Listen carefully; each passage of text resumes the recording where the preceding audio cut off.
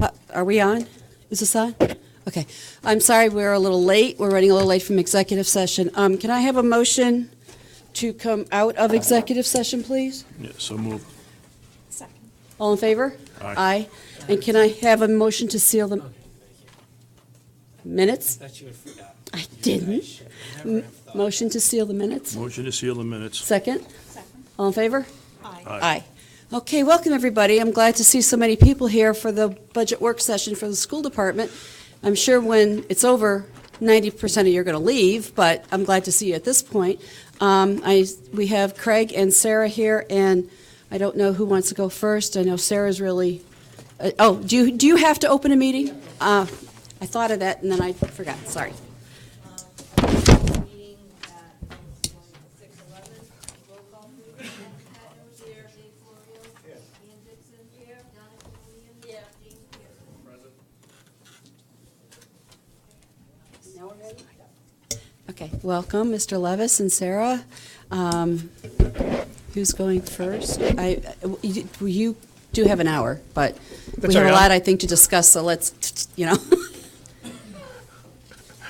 I was going to keep it very short, but But now you're not, right? no, I'll keep it short. Trust me, I've already been given the evil eye. So we appreciate the opportunity to discuss this budget with you.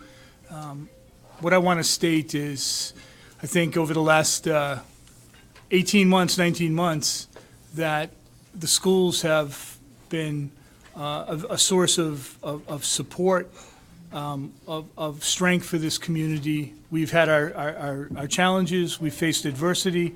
I think how we've handled situations has, with professionalism, with transparency, and we started this whole budget process off as a dialogue with the community around, what's the quality of education that Coventry wants, requires, deserves. And we want to start off the conversation again tonight. We've had a lot of successes over the last year.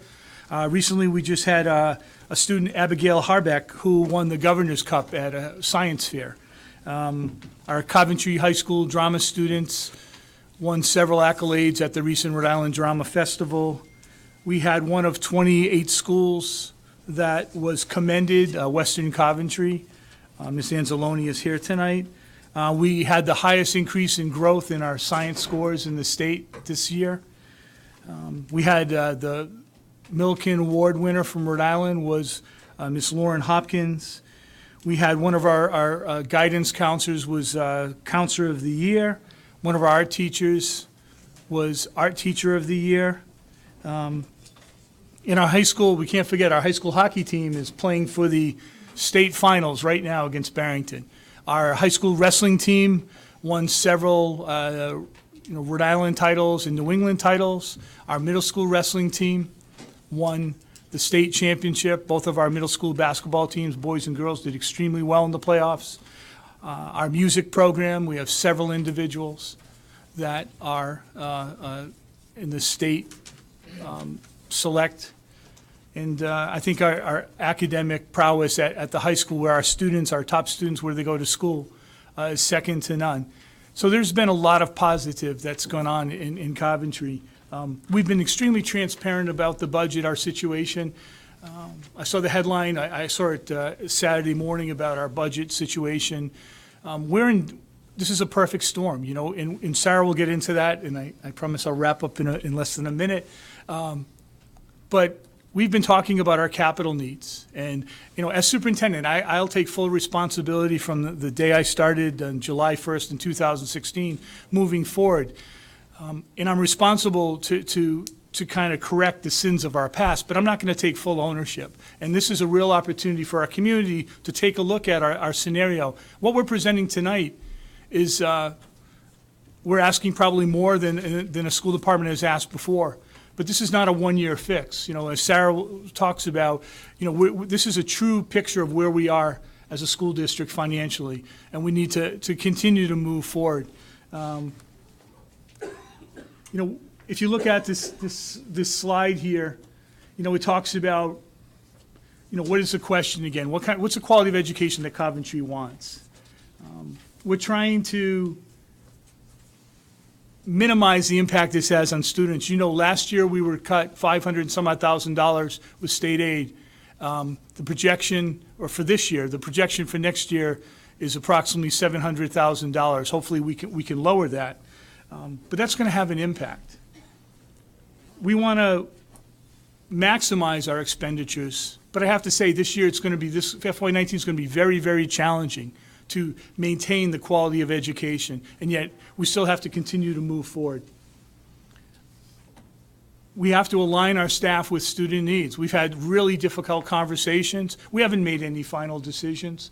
There's a lot of variables, but we've had to cut, on top of asking for the $1.8 million, we still have to cut $1 million in our budget, and that's people. Those are people that you know, that I know. You know, we talk about school safety, what's going on in the world today. Well, the heroes we're talking about are those first people inside the buildings, right? Our teachers, our administrators, our staff. And we're talking about significant cuts, and we don't know if there's any way around it this year. And we pride ourselves on being completely transparent. We have, we believe, a great working relationship with the town manager, Mr. Waters, and Mr. Tebow, the Director of Finance. One of us is communicating on a daily basis, and I think that's crucial for this community to move forward. Oh, sorry, I'm looking at my own slides here. So yeah, I'm wondering why my slides are moving on my computer. Yeah. We just recently, the school committee approved our strategic plan. And it's a framework. It's not an extremely linear strategic plan. And what we're facing for right now in terms of the financial constraints is the reason why we created this framework. Our first point is every child will have access to a rigorous, personalized, innovative pathway. People worked really hard this year putting the budget together with the emphasis, that laser beam focus on what's in the best interest of kids. I'd be lying to you if I stood here and said the budget that we're putting forward is in the best interest of kids. We're going to do the best we can to make it work, but there's a lot of sacrifices that will take place at the end of the day, unless something miraculous happens. That's going to impact this entire community.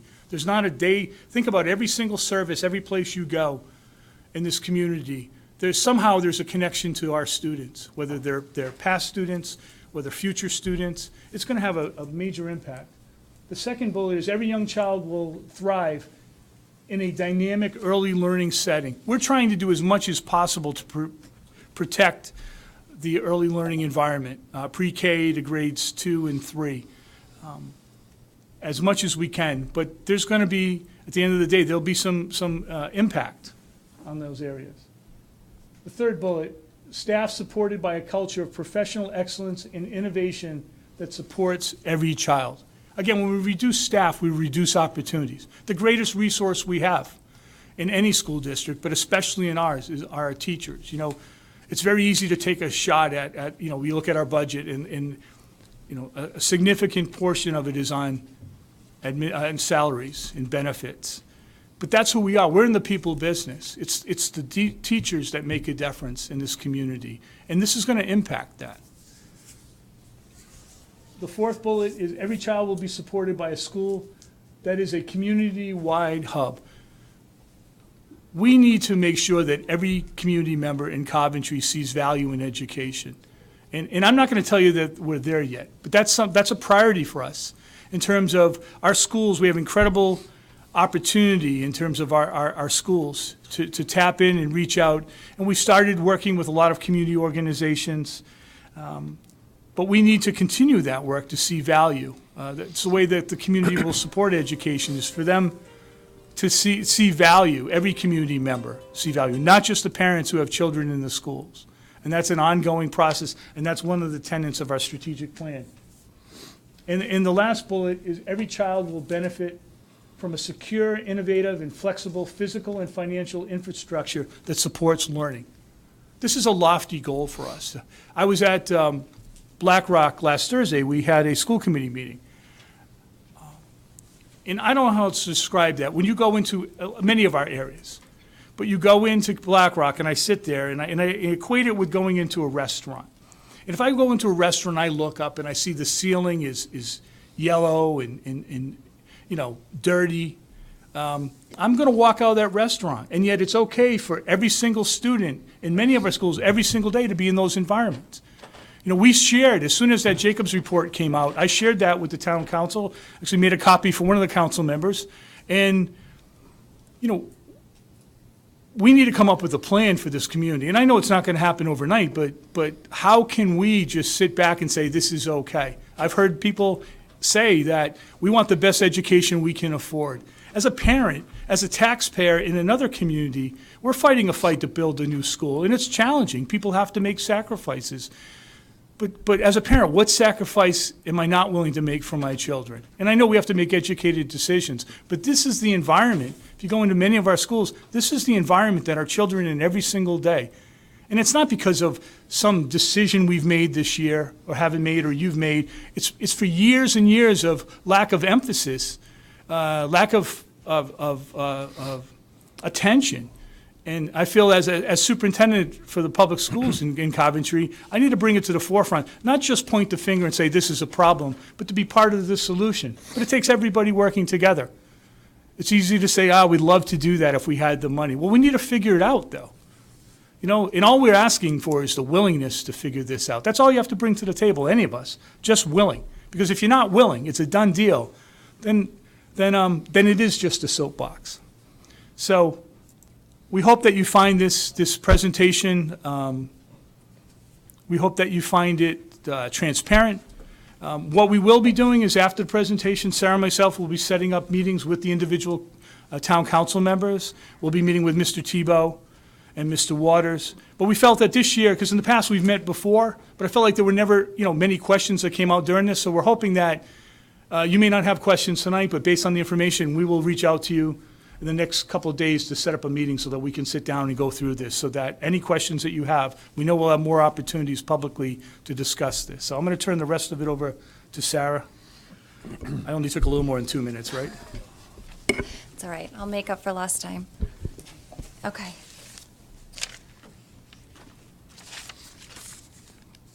All right, so just to go through here, the major objectives that we were focused on this year in the budget, given our financial constraints, was really to realign our expenditures as best as possible and to continue the services that we were offering. When we're looking at being cut significantly with state aid and knowing that we have a large ask to the town, we really wanted to do the best we could to protect the curriculum. We had made some strides last year with AP programs and advancing rigor. And our goal, unfortunately, this year was not to move as much forward as to maintain what we already have and still try and maximize our resources to the best of our ability. The overall increase in appropriations, our ask has not changed since our initial joint meeting that we had. We had said at that time that it was going to be extremely difficult this year given the constraints that we were facing. So this slide just summarizes where we're experiencing the decrease. We had originally projected a state aid reduction of about $700,000. Oh, sorry, I'm changing it on mine. Here we go. Okay. We were expecting a $700,000 decrease in our state aid based on the enrollment projections given to us from RIDE. Our preliminary March 1st enrollment numbers actually ticked up, so we're looking at a potential reduction in state aid of $420,000. That's preliminary. RIDE has not released that. That's just our internal data. It will then go to RIDE. RIDE will scrub it as well and get back before anything is officially certified. But we're hoping that that is the state aid reduction that we actually experience as opposed to the $711,000. I have a slight decrease in the Medicaid revenue, a slight decrease in the use of fund balance. Again, this is something that I feel somewhat passionate about. This school committee, school district for the past several years has drawn down on fund balance in various avenues. And as I've said at every single budget meeting, fund balance will create a structural deficit unless it is used for one-time expenditures, and that has not been the way that fund balance has been used at Coventry schools. And really, that's part of this perfect storm that we're experiencing. We have an increase in other revenue of $168,000. Mostly that's due to tuition revenue increasing. We did increase our preschool tuition rates from $100 a month to $150 a month. We also looked at about 13 new career and tech enrollments, which is driving some of that revenue up. And that's also a net impact. I did drop the tuition rates for career and tech because we were charging significantly higher, and with some of the new guidelines that are coming out, that will impact new enrollments that come in July 1st. But it really did make a wide discrepancy with what other communities were charging.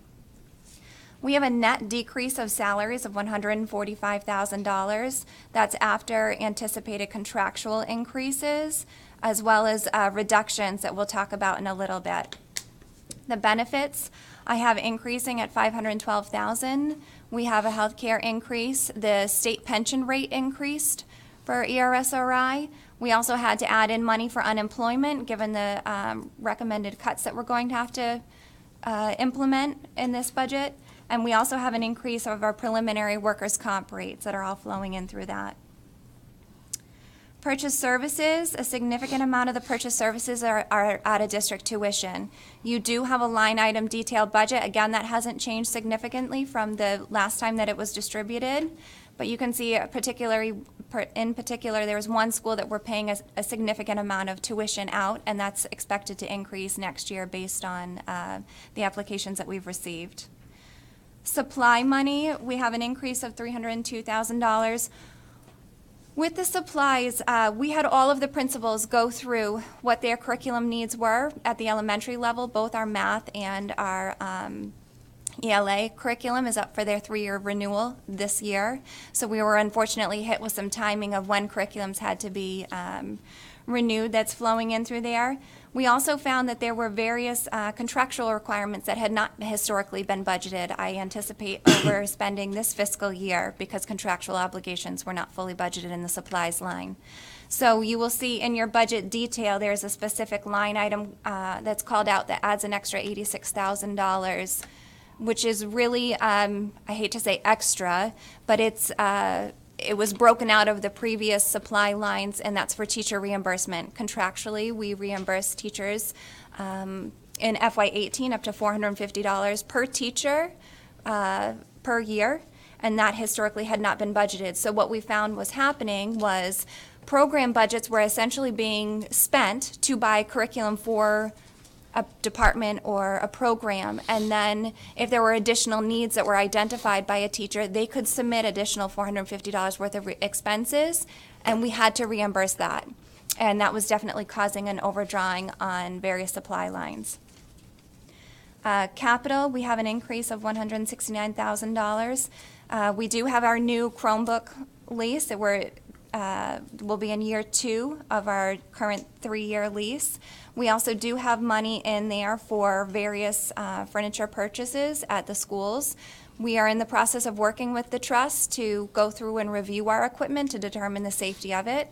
I can say that at one school alone, every single cafeteria table was marked as red, which is not good. It's a difficult piece of equipment to use, either due to damage or age. And what we also experience is we've had a lot of injuries with working with some of the equipment.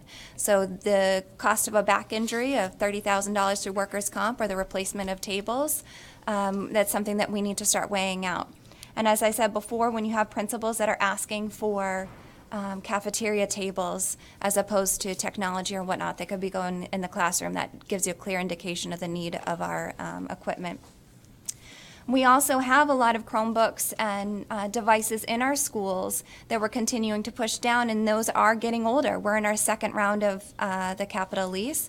So as we try and maintain those old machines and push them down to elementary schools to stay competitive in the state, we do have repairs that go along with them. So that is something that we had to factor in. We are running short this year on equipment money for replacements of chargers, batteries, hard drives, all of that stuff that goes along with moving to a digital era in our educational system. So our net increase in expenditures is $1.5 million, and you can see that our total decrease in revenue is $350,000. When you add those two together, that brings us to the $1.8 million request from the town. This is more of a visual to show you what the expenditure allocation will look like. As with most schools and most corporations, 80% of our costs, if not more, are related to salary and salary and benefits. And this is why when we were looking at needing to reduce our budget by an additional $1 million above and beyond the ask of 1.8, there is not a lot of room to go within these line items. We will go back through as we decide what programs are going to officially be offered or scaled back. We will go back through those budgets and decide if there is any money that can be pulled out. But when you're looking at, you know, $2.3 million out of $70 million for supplies and materials, that's the stuff that we put in our kids' hands. And it's very difficult to pull that out. And I can promise you that I'm not going to find $1 million going through those line items, which is why we ultimately had to come to the staffing to look at reductions. This is just a summary of some of the changes in the expenditures, which we pretty much went through when I was just going over that slide, the slide previous. The staffing reductions. So what we did was we sat with the guidance counselor at the high school when we started going through some of the course loads. And we went through at the middle school and also at the elementary school, including the itinerants. And for our first shot at identifying where we could potentially cut, and I say first shot because it's, sorry, this is here. You want to click this one while I click that? Oh, one more. Okay. Thank you. I'm used to having my computer hooked up to the screen, so as I was changing, it would go along with it. But anyway, so what we did is we went through and looked at where our preliminary enrollment numbers were falling and the number of FTEs, which is full-time equivalency staff, were needed to cover those classes. And anywhere that the total needs at that point in time were less than what we had on staff, that's where we were coming up with identified reductions as of now. We had a meeting with the principals last week. We had another meeting today with district administration and union representation to go through. These cuts in these exact departments are not finalized. We don't have exact numbers of where the students are going to fall. We still have almost 190 students that still need to find various spots at the high school. But we know that we need to make reductions, and we needed to start having those conversations now. And now is when we'll start working together to try and think outside of the box to see how we can strategically make reductions with the least impact on our staff and our students. So the goal, regardless of our budget constraints, we were always going to go through this exercise. We wanted to see if we had too many teachers in gym and not enough in music so that we could properly align our staffing to our student needs. We had hoped to have been able to readjust. The middle school, as an example, they start all of their classes out at max capacity, and they really truly need an entire new team, which would have been 6 full-time equivalencies. Through their review, we thought we could get that down to a net increase of 4.5. We could not give them any additional FTEs.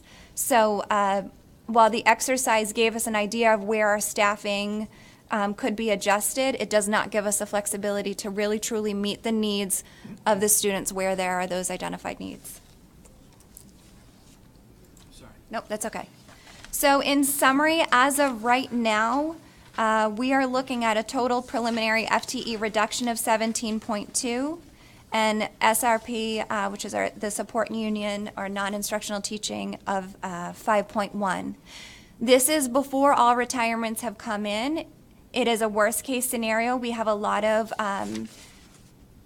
teachers who have a lot of experience that are out on leave, and they're currently being replaced by lower steps. Should they stay out on leave or should they choose to go somewhere else, that will have a positive impact on our budget.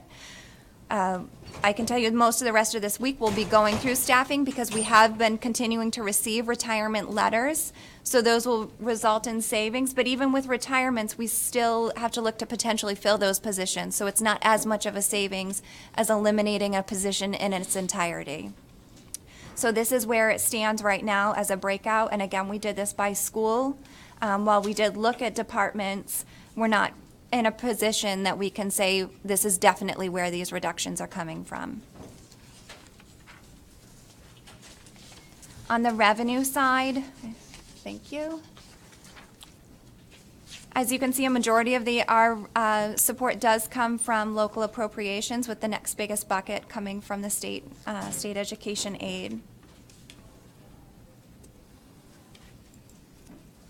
And this, again, we kind of went over on the summary schedule regarding the reduction in state aid, our increase in total tuitions revenue. One point on the other revenue, I did increase the cell tower revenue request.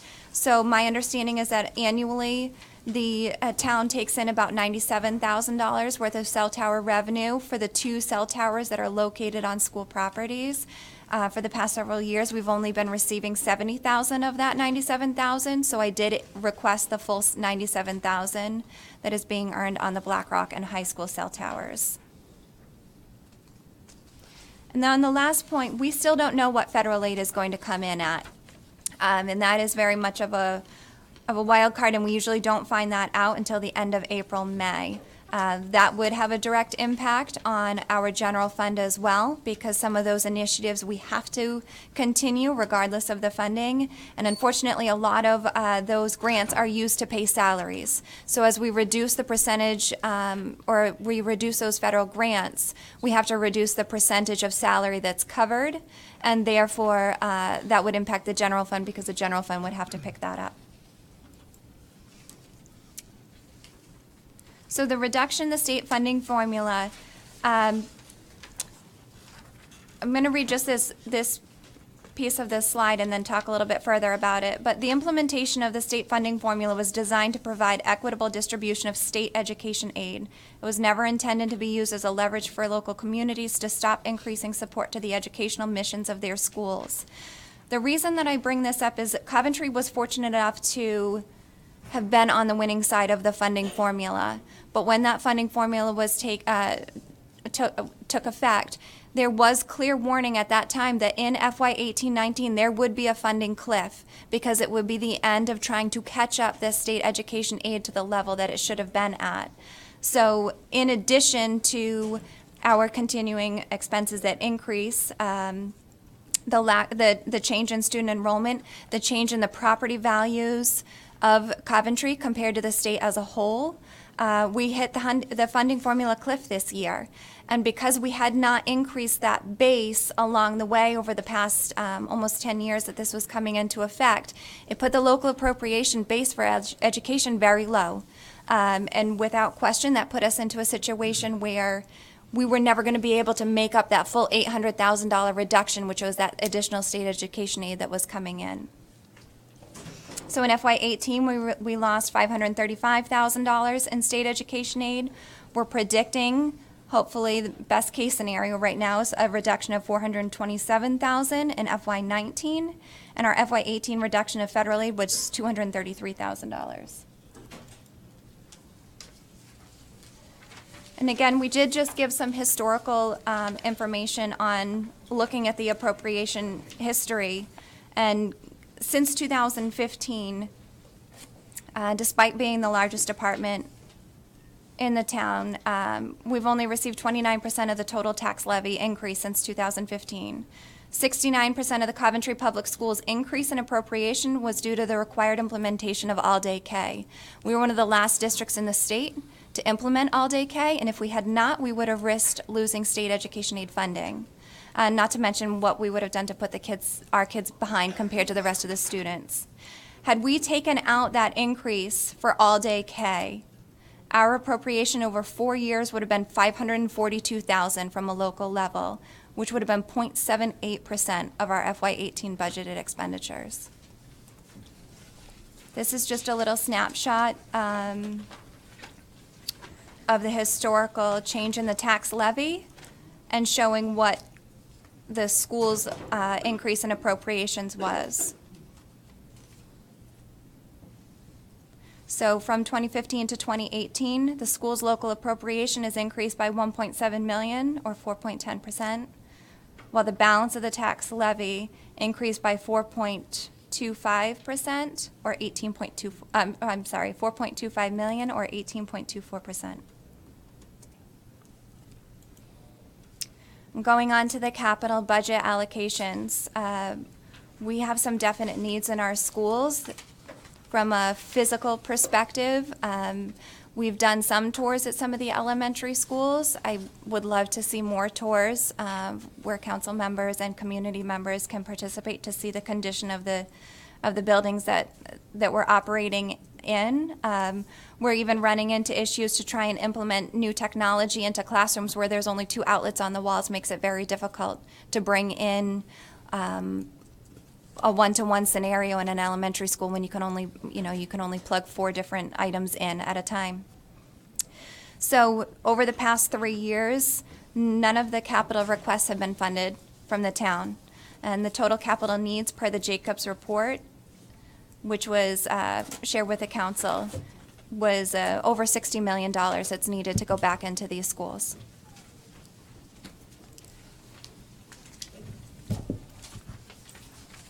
So both as an employee of this school district, as a taxpayer, and as a parent with kids in this school, it's very difficult to bring forward a budget that talks about reducing staff to this magnitude. And even with all of that, we're still not meeting all of our needs.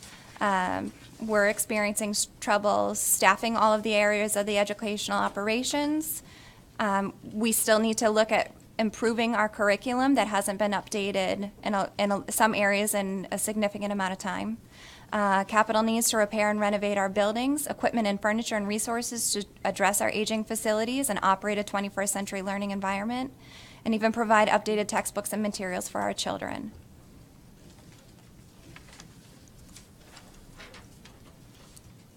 I think that's it. So I think that's the end of the formal presentation. And then if there's questions or comments, concerns about the state education aid or line items, as Mr. Levis said, we'd be happy to take those questions, and we look forward to meeting with you all individually as well.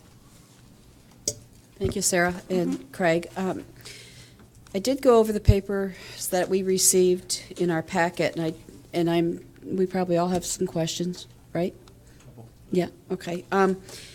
Just to start off, though, you have the capital budget for the school department is included with the town side now. There you are. Oh, yeah, right. Bob?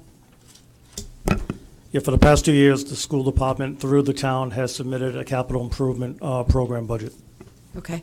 And the 60,000, so that total is $723,078, right? That is correct. Okay. Sarah, does that include the Jacobs report, the 60,000 that you just referenced? It's 60 million. The I mean, Jacobs 60 report million, is sorry. 60 million. I wish it was 60,000. So I know 60 million. that some of the requests that were put in there had to align to items addressed in the Jacobs report, but it's not in its entirety. Right. Now, are you doing that over a 5-year, 10-year period? How are you Can I- Yep. we haven't- addressing that? We haven't begun to address the Jacobs report. Okay.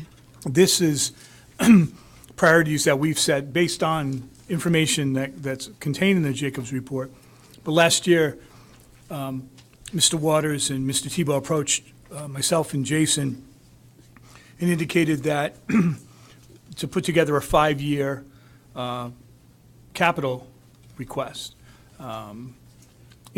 Even if we continue at that rate, think about $60 million in what we're asking for. I mean, so we requested materials last year. We didn't receive anything. I don't think any of the capital requests were supported. And this year we did the same thing. We had our own conversations publicly at school committee meeting. We don't want this to be an exercise in futility, and we're not here saying the sky's falling, but things are happening. Our schools are falling apart, despite the work that people are doing on a daily basis, and Jason and our staff in our buildings. So these are immediate needs. Some of those things are such as the 1972 generator that's at our high school, which is an emergency center.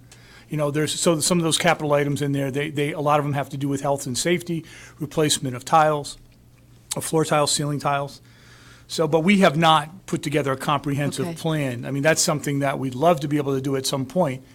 We're still seeing if any of the capital requests. All we have to work off of now are the impact fees, which for the size, you look at $60 million last year, I think we had $100 and some odd thousand impact fees. We replaced, we fixed the filtration system at the well at Western. Remember, we did, with the support of Mr. McGee and the DPW, we took care of that situation at Hopkins Hill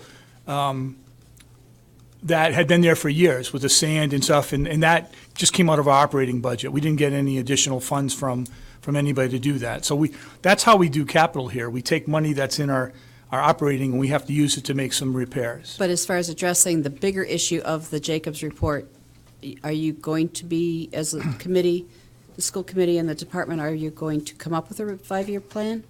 We presented a 5-year plan, but that's $60 million. I don't see that's a 5-year plan. I think No, I there's a don't think it is. resolution. There's a resolution. In fact, tomorrow night, I would encourage you to go.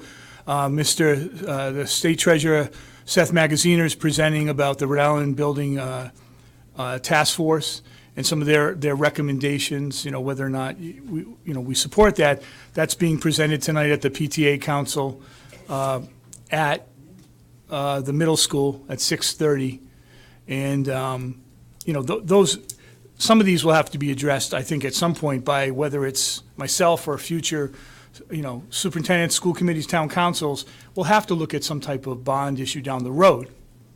Okay, just one other question. We have several contracts coming up for the unions, not just on the school side, but also on the town side. You have not allocated any kind of, any money in here, or have you? We have. You have? Okay. I mean, So we don't know just- what the contract, at this point, what's going to happen with it. Correct. So where this contract stands right now is both, for our teachers' union, the CTA union, both the teachers' union and the school committee has agreed to that. So Right. right now, that contract sits in the council's hands. Yeah. So I did include the assumptions that were discussed and presented financially to the council and the school committee in this budget. So Okay. the net reductions take into effect that. And I did include similar assumptions with the support personnel. Right. The SRP contract, rather, the talks haven't started We yet. have not started. Okay. Mr. McGee? I just had one question, but you probably answered it. I know there was a lot of talk with the governor who was supposed to put a package together to help fund the repairs of all our schools throughout the state.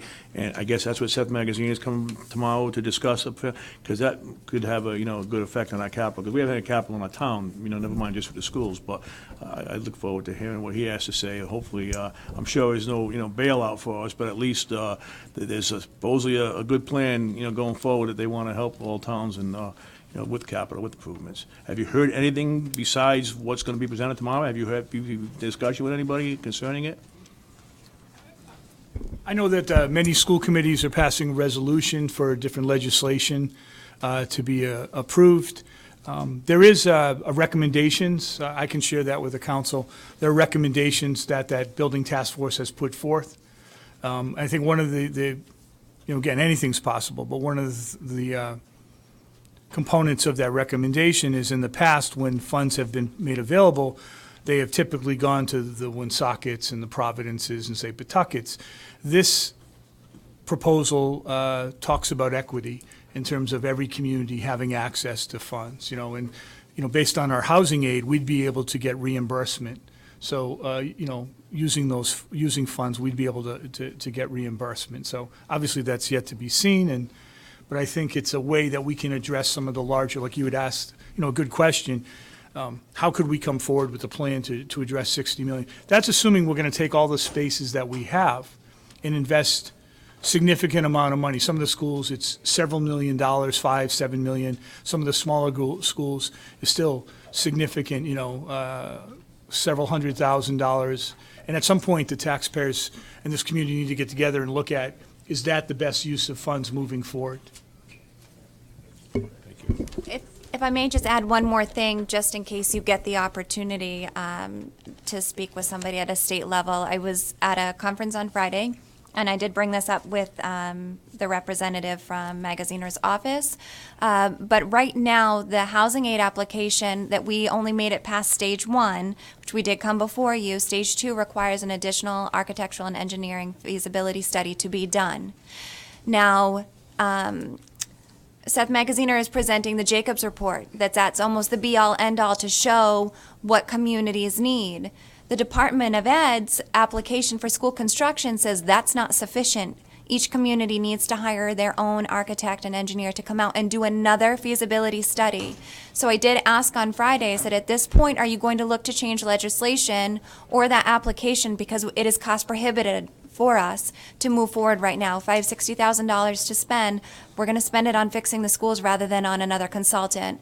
And if the Jacobs Report is enough for the governor, it should also be enough for the Department of Ed to make these changes. So I just want to put that out there, that if you have that opportunity, that to really try and push for that necessity of school construction application process to be changed. I think when we had our meeting with our state legislators, we presented that fact, and we told them that, they were supposed to work on it, but I will have conversations with state reps to see if they've done anything toward it, because you're right, it should count, Right. We shouldn't be forced to spend a little bit of capital that we have on engineering. Right, exactly. Thank you. Thank you. Ms. Carlson? Karen? Oh, hello. I have something to add to that conversation. The plan that was discussed by the governor a few months ago, which I assume is the same one that Treasurer Magaziner is going around speaking about, I don't know what the exact amount of capital that would be, funds that would be dedicated over the next 5 or 6 years, but Rhode Island Infrastructure Bank would handle all those funding requests. And the key to the whole thing is it will be, in essence, a bond issue, and the town does have general obligation debt related to the schools expiring, I think, in 2022. So the program, if it is available, I believe, until 2023, the town could, in essence, retire that old debt, if so, the people so choose, and the council so chooses to recommend it, could bring forward a new debt issue, but the funds should be available for approximately 5 years. And I think the idea was to make approximately 20% of the funds available each year. But in discussions I had with Steve Massaroni, our financial advisor, not all cities and not all communities right now are lined up to go forward and try to secure some of those bond issues. So they're anticipating maybe second, third year, there's going to be a ramp up of communities who are going to come forward all at once to request the funds. But again, they did indicate that funds should or would be made available to all communities. Thank you. Hi, Sarah, I just have one quick question. I didn't see anywhere on here cost per student. What are we spending on each student? Did I miss it? Nope, I Okay. did not put that in, but I can add that to the next presentation. But it's a little bit over 15,000. Am I on? Come on. Am I on now? Okay. Yes. It's a little bit over $15,000 is our per pupil. Okay, all right, and are you going to be updating this? Because I noticed it was great that you broke it down per school, which was fantastic. Could you also include the staff, the teachers, and any staff, and Right. So what we'll do when we have a better idea of where our staffing's going to run, it's a little bit cumbersome the way that our software runs our salaries and benefits. Okay. So I did provide to the school committee, which I can share with the council. It's basically just position, and it's sorted the same way. So it goes by school and then by subject, and that's exactly how we're looking at the staffing. okay. We won't include names with that going forward, but it will be no, we don't want positions names, and no. FTEs. And on a benefit perspective, that's going to be more summarized because the way that our chart of accounts makes us break it out for every single employee, there's about 6 different benefit lines. So it would be a little bit cumbersome to look at, but definitely on the staffing side, we can provide that. Okay, great, thank you. Okay, one more question about, to bring up Oak Haven, there's a section in here for Oak Haven on the second page, which is probably the same as what I marked up today. This is just mostly utilities at this point, right? Right. Okay, because I understand that the school committee, or the school, department now takes about, 35% of the building, Bob?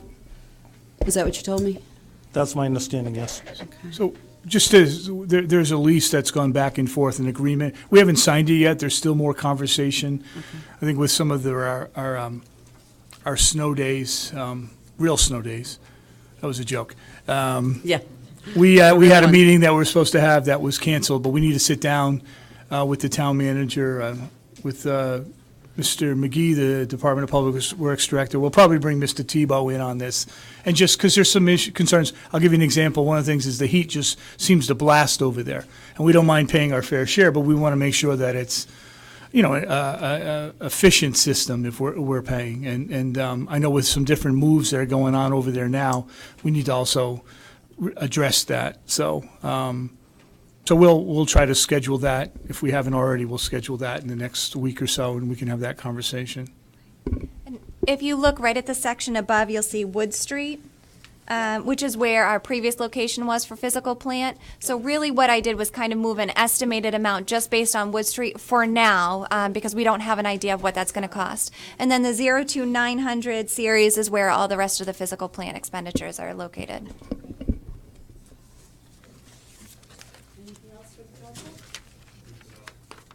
No? Well, thank you. You finished early. Is there anything else? Is there anything from the school committee that you'd want to bring up? Mr. Waters, anything? No? Okay. Kathy has to close her meeting. Could I have a motion to adjourn?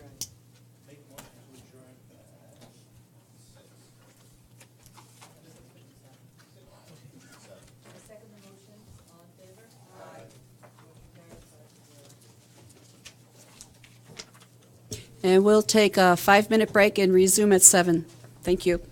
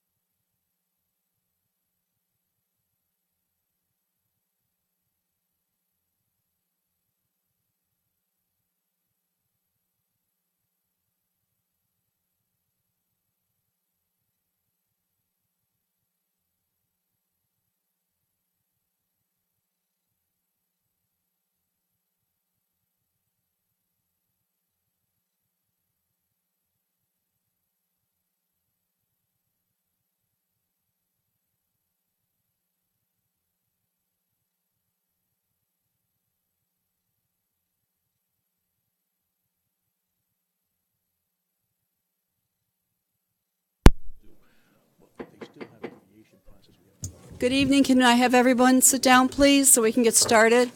Got a long night-ish. We'll go as fast as we can. Yeah, that's why I did it.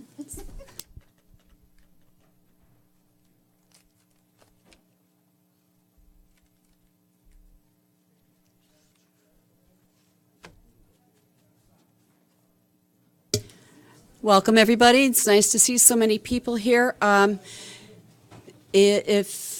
see, I think we've got everybody. Okay, so can I have a motion to open the council meeting, please? Second? Second. All in favor? Aye. Deb, can you do a roll call vote, please? I mean, a roll call? Glenn Shibley, Greg Labasanier, Kerry McGee, Karen Carlson, Here. Deb Bacon, Graham Waters, Present. Nick Gorham. Here. Mr. Shibley and Mr. Labasnier are on vacation this evening, so they just got the three of us. And can I have a pledge of, Mr. Spearman? Could you lead us in the pledge, please, sir?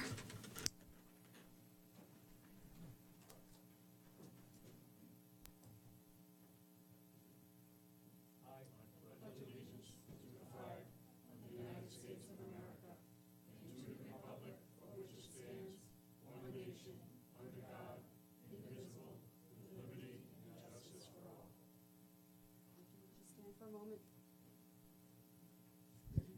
Lord, help us make the right decisions tonight. Help us to know what's best for the community and our family and friends. And thank you. Amen. Mr. Spearman, evacuation plan, please.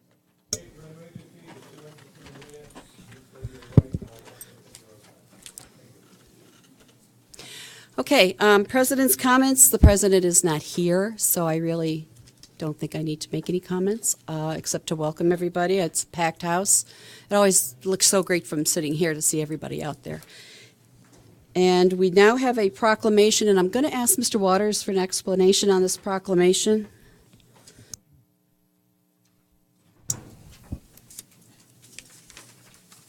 Excuse me 1 second, please.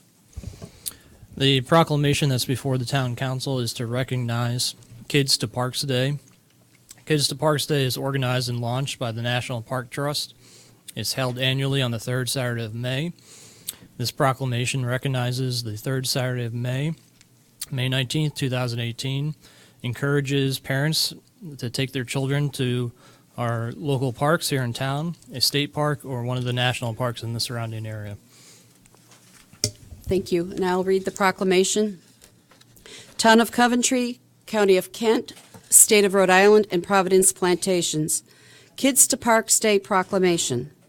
Whereas May 19th, 2018 is the 8th Kids to Parks Day organized and launched by the National Park Trust, held annually on the third Saturday of May.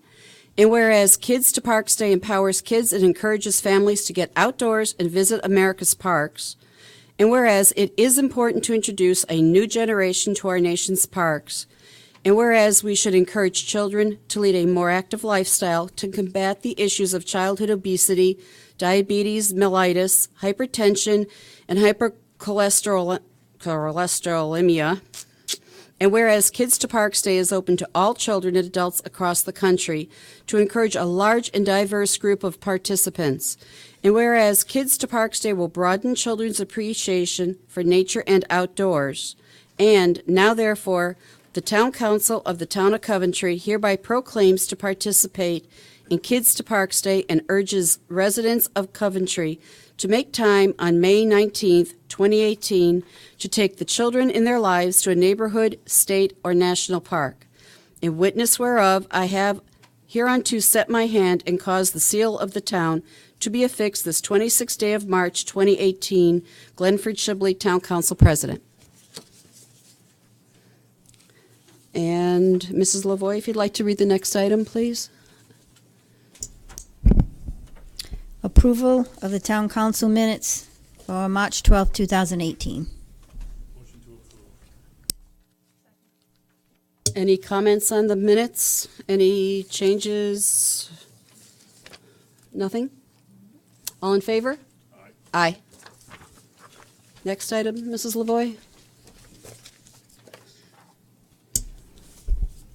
Council district updates. And I will start with Mr. McGee. I have nothing to report at this time. Everything's going smooth. Mrs. Bacon. I actually have a few announcements. Can you hear me? Is this on? Yep. Okay. On Saturday, April 7th, 8 a.m. to 1 p.m. at the Town Hall Annex, there will be an Eco Depot.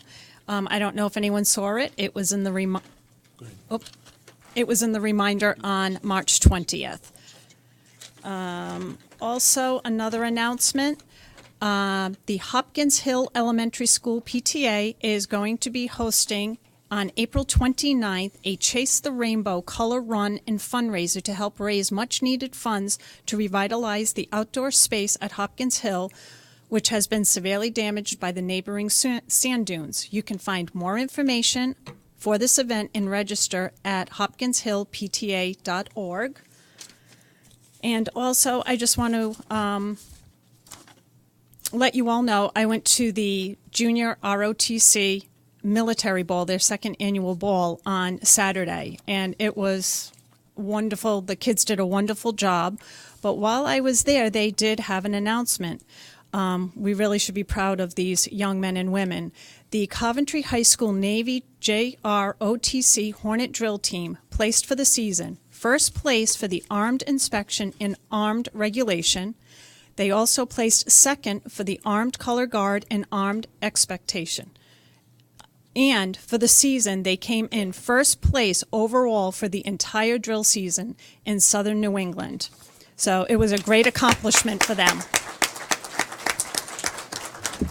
So, go Navy.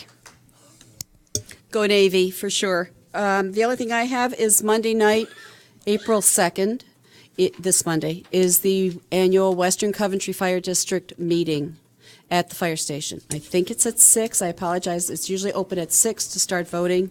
Meeting's at 7. So I'll put that out in my newsletter for those of you who get it, but check your calendars and make sure that you go and vote, please, for the budget this year. And that's it. Karen, I do. Oh, I'm sorry, Carrie. I did forget to mention something, and I would like to mention, sadly, this past week, our recycling truck from the Hopkins Hill area got turned down, and we were fined like $500 because the people put tops and things that were not allowed in the recycling bin, and the town had to be charged the full amount for refuge per ton. So it was a big cost to the town. We put this program on several years ago, and the idea of it not costing the taxpayer is that everybody recycles to help pay the money. You can't have neighborhoods saying, forget it, I'm not going to bother recycling. This is a community effort. We all have to pitch in. It's paying for our refuge trucks. It's a big savings to the town, but everybody has to participate in it. It was really disheartening to hear that, we had to have to refuse a whole truckload, and that was money that we would have got in just because some people refused to do the recycling. I can't ask more. Please, the people have to, the community has to all pitch in and make this work. It's a cost savings for every taxpayer in this town. So we have plenty of paperwork available, the proper way to recycle, what can be recycled. It's available at DPW. I'm sure it's probably on our website.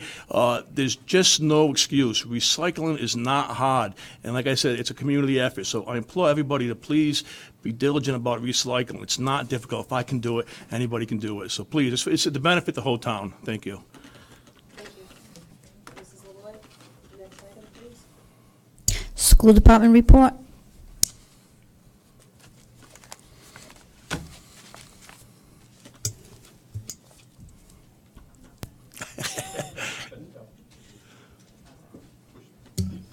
Can you hear me? No. You can't? Oh, can you hear me now? Okay. How are you? Good afternoon, good evening. So, my name's Donna Kalunian, for those who don't know me. I'm on the school committee. I'm a school committee member for District 3, and I'm giving you the report for the past month. So, first things first, congratulations to Hopkins Hill Elementary School. Art teacher Sarah and Hemmendinger and some of her current 5th grade students. Sarah submitted an article to Arts and Activities magazine, and it was published in the March 2018 issue. I have attached the article to the weekly update. This is just another demonstration of the incredible work our teachers and students engage in on a daily basis, and Craig attached that on his weekly update. And then it's congratulations to the following Coventry High School wrestlers for their placement in Rhode Island and New England championships. For Rhode Island State Championship, we have Seth Brown, Mason Clark, Hosea Fry for first place, Noah Young, second place, Sean Caltagirone, third place, and Jacob Remelina for fourth place. And for the New England Championship, Hosea Fry for second place and Seth Brown got third place. And then moving on to Alan Sean Feinstein Middle School, we had some pretty good things happen this month. Congratulations to our Alan Sean Feinstein Middle School drama program to their successful sold-out performances of Willy Wonka. Thank you to Laurie LeBrun and her colleagues for all their efforts. The Coventry High School drama program had 3 successful performances of Neighborhood 3, Requisition of Doom, this week. Thank you to the talented students and Mr. Michael Wilkinson. The following awards were won by Coventry High School drama students at the recent Rhode Island Drama Festival. So the Best Actor awards were garnered by Aidan Lamont, Kyle Dante, and Lauren Keneally. Anthony Lateri, Elizabeth Shortall, Sabrina Peltier, Raymond Thibault, and Allison Vaness. Special Career Achievement Awards for the past 4 years of theatrical work went to Delaney Ryan in acting and Hannah Booth in technical theater and lighting. I hope they're going to have a career in that. Coventry Public Schools 2017 Teacher of the Year, Coventry High School Lisa Johansson, was featured in the Rides Commissioner Ken Wagner's field memo. Lisa's blog was on student engagement and can be found in the following link, and I have it here, and I'll give it to your secretary. Lisa is one of 700 Coventry Public School teachers, support staff, and administrators who make a difference for our students each and every day. Thank you, Lisa. This is on Friday, March 16th, Commissioner Dr. Ken Wagner and Deputy Commissioner Mary Ann Snyder visited Coventry High School. The visit focused on the following: curriculum and core instructional approaches, materials being used to implement curriculum, how teachers' content and pedagogy to implement the curriculum is being supported by the professional learning opportunities, and how does assessment data, student work, classroom walkthroughs help you know you're making the difference. And again, thank you to Julie Boyle, and Chuck Branchard for coordinating, facilitating the visit, and for those teachers and students who welcomed our guests into their classroom. Mr. Hobart and Mr. Cowart also participated in the visit and debrief. That's it for Coventry Schools. And I just want to say we have a great bunch of teachers, administrators, staff, and I don't want to see anybody leave. Thank you, Mrs. Colonian. Does anybody you. have any questions for her? Nope. Thank you. Thank you. Okay, next on our agenda, we do have an update from the Department of Human Services Police Department Building Committee from Mr. William Finnegan, who's the chair of the committee. And I do want to thank, as he's coming up, Mr. Finnegan and Tom Heatherman, who's right there, and Miss, I don't see her, Julie Letty. They are the, oh, there she is. Hi, Julie. In the back. Thank you for the hours and all the work you've done on the building, and I know there's a lot more to come. So turn it over to Mr. Finnegan. Yes, there is. Thank you very much. Can you hear me okay? So thanks for having me. We wanted to bring everyone up to date. I know there's a lot of, I've heard there's a lot of question or information that people have misinformation or no information on. So we wanted to get everyone together, to get everyone up to speed, to let them know the status of the project.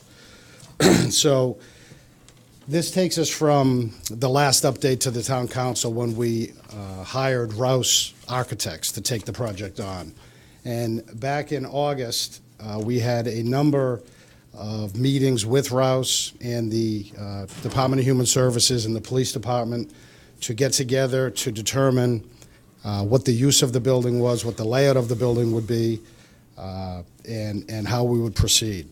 We began the whole process with the original rendering of the building that was presented to the town as an artist rendering, and we gave them the direction not to use that as any influence on their design for the building because we knew we only had $12 million to spend, and we wanted to get the most of the building that we could get and not be restricted about reusing the building or starting fresh. We wanted the experts to come in and tell us what we could get and to design us a building that we could afford with the $12 million that we had.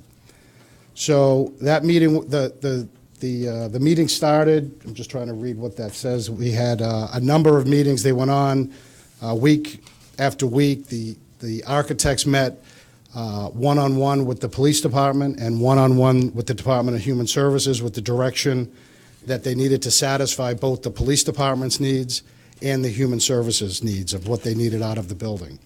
So it was about 150 hours that Rouse Architects spent with both the police department and then separately with the Department of Human Services, and then a number of hours with the committee to review and make sure that we were on the same page. So, Ed, if you could go to the next page. Excuse me. In November, that says November 20th, I think the meeting was November 15th. We had a meeting with the full committee and representatives from the police department and Department of Human Services. Both the police department head, the colonel, and Kathy Pendola from Human Services signed off on the acceptance of the floor plan, that it met their needs and requirements. And with both of the departments approving what they had designed, the committee authorized Rouse to put the final design plans together and prepare to go out to bid. So we did that at that meeting. We received an update from Rouse on what the time frame was, and at that point, we were going to get plans out, the original bid documents out within a couple of weeks. Get that back, go through the final analysis of the respondents to the RFP, come together with a qualification process, and get that out to bid. And at this point, we're right on schedule from that original schedule. As of January 8th, we had another meeting where we had 30% drawings for the facility per the specs that the police department and DHS had submitted. At that point, we were still on budget and still able to build the building, so we felt very comfortable to proceed to that bid phase. One thing that came up in that January 8th meeting was it was determined that we had to go through the Planning Commission as a major land development project. At this point, we're on the agenda for this Wednesday, the 28th, which we have been advised it's more of a administrative procedural approval, and they expect that to go through. And we will then be sending out the bid packages to all of the qualified bidders to put their packages together. So this is the slide where we went to qualify the general contractors that were bid. So we came up with a scoring matrix that we posted the RFP in the journal, the Providence Journal, and the town website. We had nine firms inquired, 7 firms picked up the plans.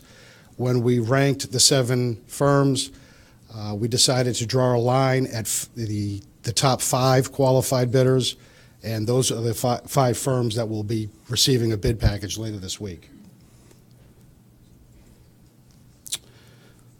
So this is where we're at, and we hope to have the bid package out, like I said, later this week. It'll take about 3 weeks for us to receive the bids back. We expect to be able to analyze that and come up with a recommendation sometime in late May, early June, and we expect to begin some kind of construction, renovation, or work on the site sometime by the mid-June to the end of June.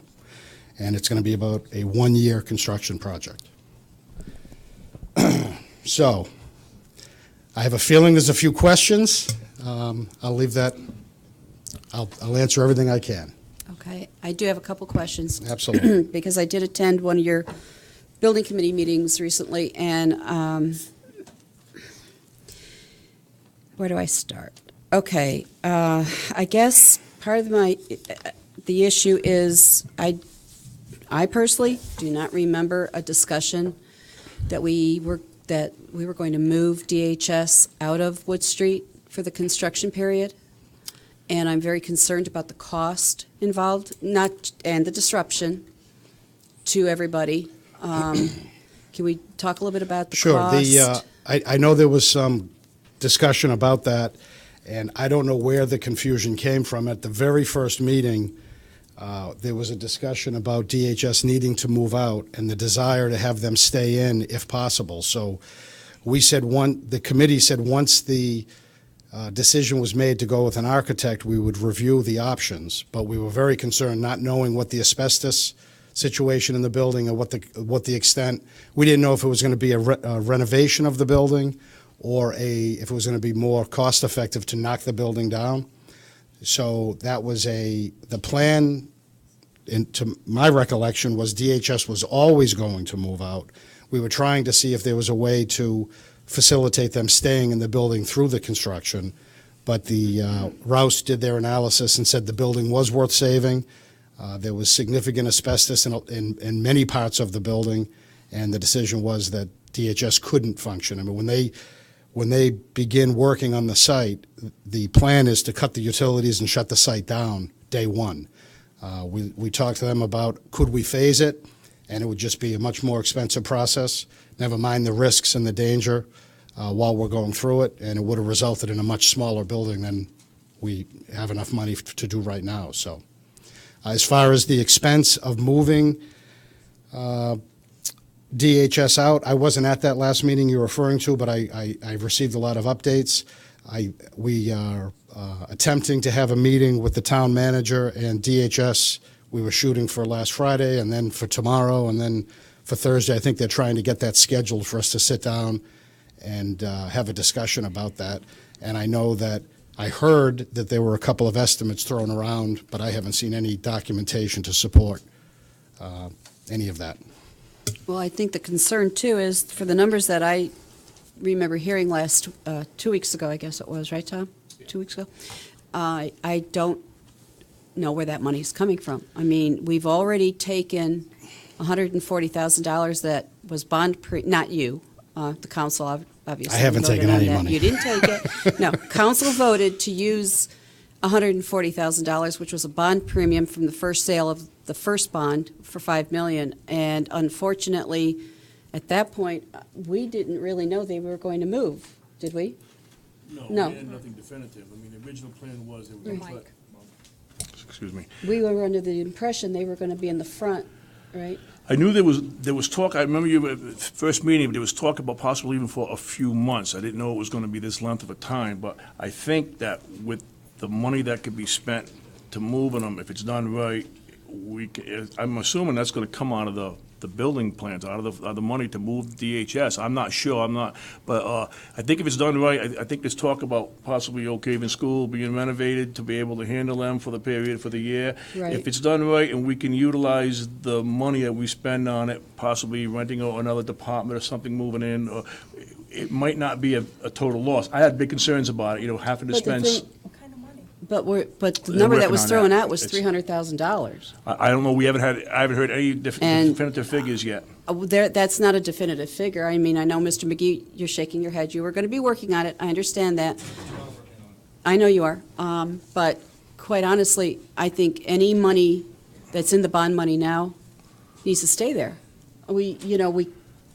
Well, that's part of the project, actually. I mean, you have to use that bond money. But It's between- part of the total project. I mean, But that's a lot of money, Carrie, that the building itself needs. Yeah, I mean, they're doing $12 estimates. million is not a lot of money for Yeah, this no, building. no, I believe me, I thought that we should have got more. In hindsight, I would imagine the building committee wishes they did go and ask the public for more, but they didn't. The Well, fact they of the didn't matter ask, is we did. The building, we didn't. There Well, was no, no but I building mean- committee. The building Yeah. committee was given the site that we had and the amount that we had to spend. But the with no figure other was given to the restriction. council by people that, whether it was. Well, by the chief and By the by chief, right, so that was Mrs. figured, was given to us Shurtleff. from an estimate from the engineers. Now, whether it was correct or not, I mean, it's not their fault, they're going on professional engineers to give them the per square footage price or whatever. So, I mean, I would imagine because the building's been cut down considerably, they wish they would have asked the public, the taxpayers for more money. But that didn't happen, so we have to make it work, I get that, we have to make it work for the 12 million. And at this point, we do not have any of the moving expense in No. any of our numbers. So No. the original bond premium that was used to do whatever was done with it, because the committee had nothing to do with that No, money. you didn't. There is a little bit of that money remaining. And I think that and- needs to go back to the building fund. If there's 46, well, last week there was 46,000. I think there's another invoice that came in, but I think whatever, Mr. Waters, whatever residual money is left from that bond premium, I would think by now the green tent that got put up is done, right? Over there at Oak Haven? I don't know what the status of that is. Okay. Well, I saw it, and it's not quite the building I expected. It looks more like a tent. Carrie, have you seen it? I did drive by, I haven't got a close-up look to it, I haven't had the Yeah, well- opportunity Now, to. to be clear, that had nothing to do. You had nothing to do with Okay, it. just I wanted- understand that. I'm just very concerned about the money issues right now, and I know you are also. Outside of the moving expense, the building is up, and I only know this since the meeting that I was not at. There was some discussion about the split of the building, how the police department had secured more square footage than what people thought they approved. And the original bond, the split that I wasn't aware of, because I didn't know there was any split, I thought my charter was to build a $12 million building to facilitate DHS and the police department, which is what I've been operating under. But now, as of walking in here tonight, I was given a document that shows that the original split was 56% police department and 42%, I'm sorry, 58% police department and 42% DHS. This is the layout right now, and we did not want to share, for security reasons, the layout of the police department. That was the Right. advice of the architect. So this is the footprint that DHS and the police department have approved. And the police department square footage as a percentage of the total went from 58 to 56, and DHS went from 42 to 44. Now, not that that really means anything, but it happened to work out that the committee had no indication as to what the split of the building was supposed to be or what was sold as, but we happened to end up very close to what that split was, so. But any money that comes out for a move, if it Any comes out money of that the comes out building for a budget, move you're will- going to have to do more cuts, correct? We Sorry? We have 300,000 in soft costs that are in the budget, and we have contingency in the budget, and we don't have, I expect by the end of this week to have a 60% budget, which Rouse will feel much more comfortable about. So we don't have the firm numbers yet, and we have the contractors Right. coming in, so. Right. But fair to say, any money that has to be used to make a move will come out, if the building, if the money's coming out of this bond, yes, it's going to result in a smaller building. Well, and, redoing Oak Haven, which is, yes, Mr. Tebow. Can you come up? Can you come up? But the point is Oak Haven worth putting that much money into? And that's not your issue.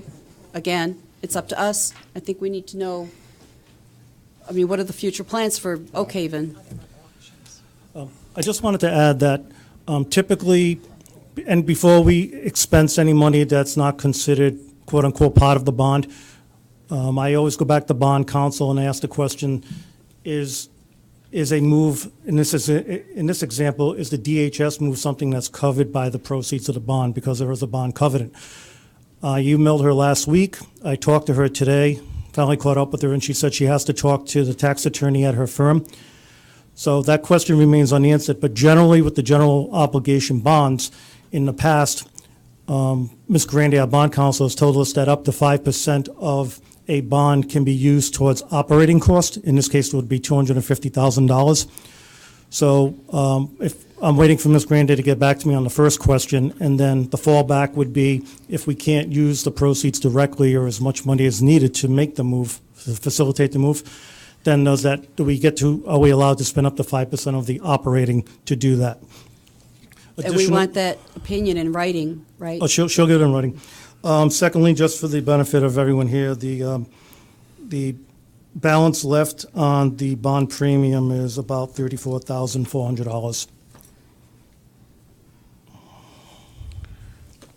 And do you have all invoices at this point? The one invoice that's not in the system yet is the $6,900 one for the final installation, I guess, of the facility. So with that included, the balance is just over about $34,430. Oh, That's included. okay, so those funds, that 34,000, could go back into the building.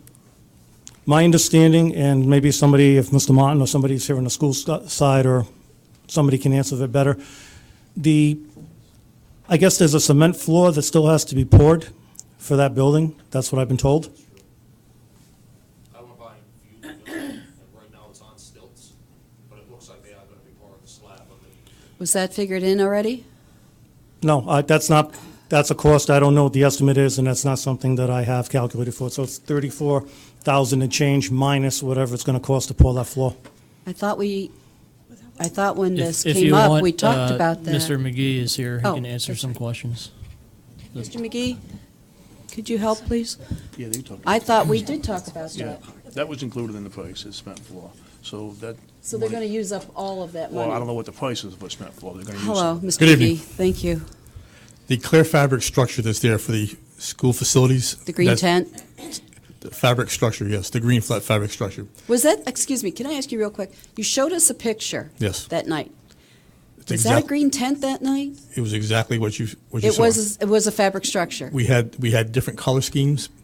We could have used white, gray, or green. And how much did that thing The cost? structure that you folks Structure. approved was $74,620. I'm sorry, say it again? $74,620. For a temporary, Well, it's going to be permanent. It's not temporary anymore. The only thing it's left for us to do, we're waiting for the weather to change, and hopefully now the weather has changed. It's about $2,400 to $2,800 to put the concrete floor. It's 35 by So- 60, I know And we we're gonna already self- went through all this, but and we're going to that, self-perform the work ourselves. It's not up on stilts. It's on helical anchors, and that is what anchoring the entire structure right now. But it's at the elevation for it to be a flat floor.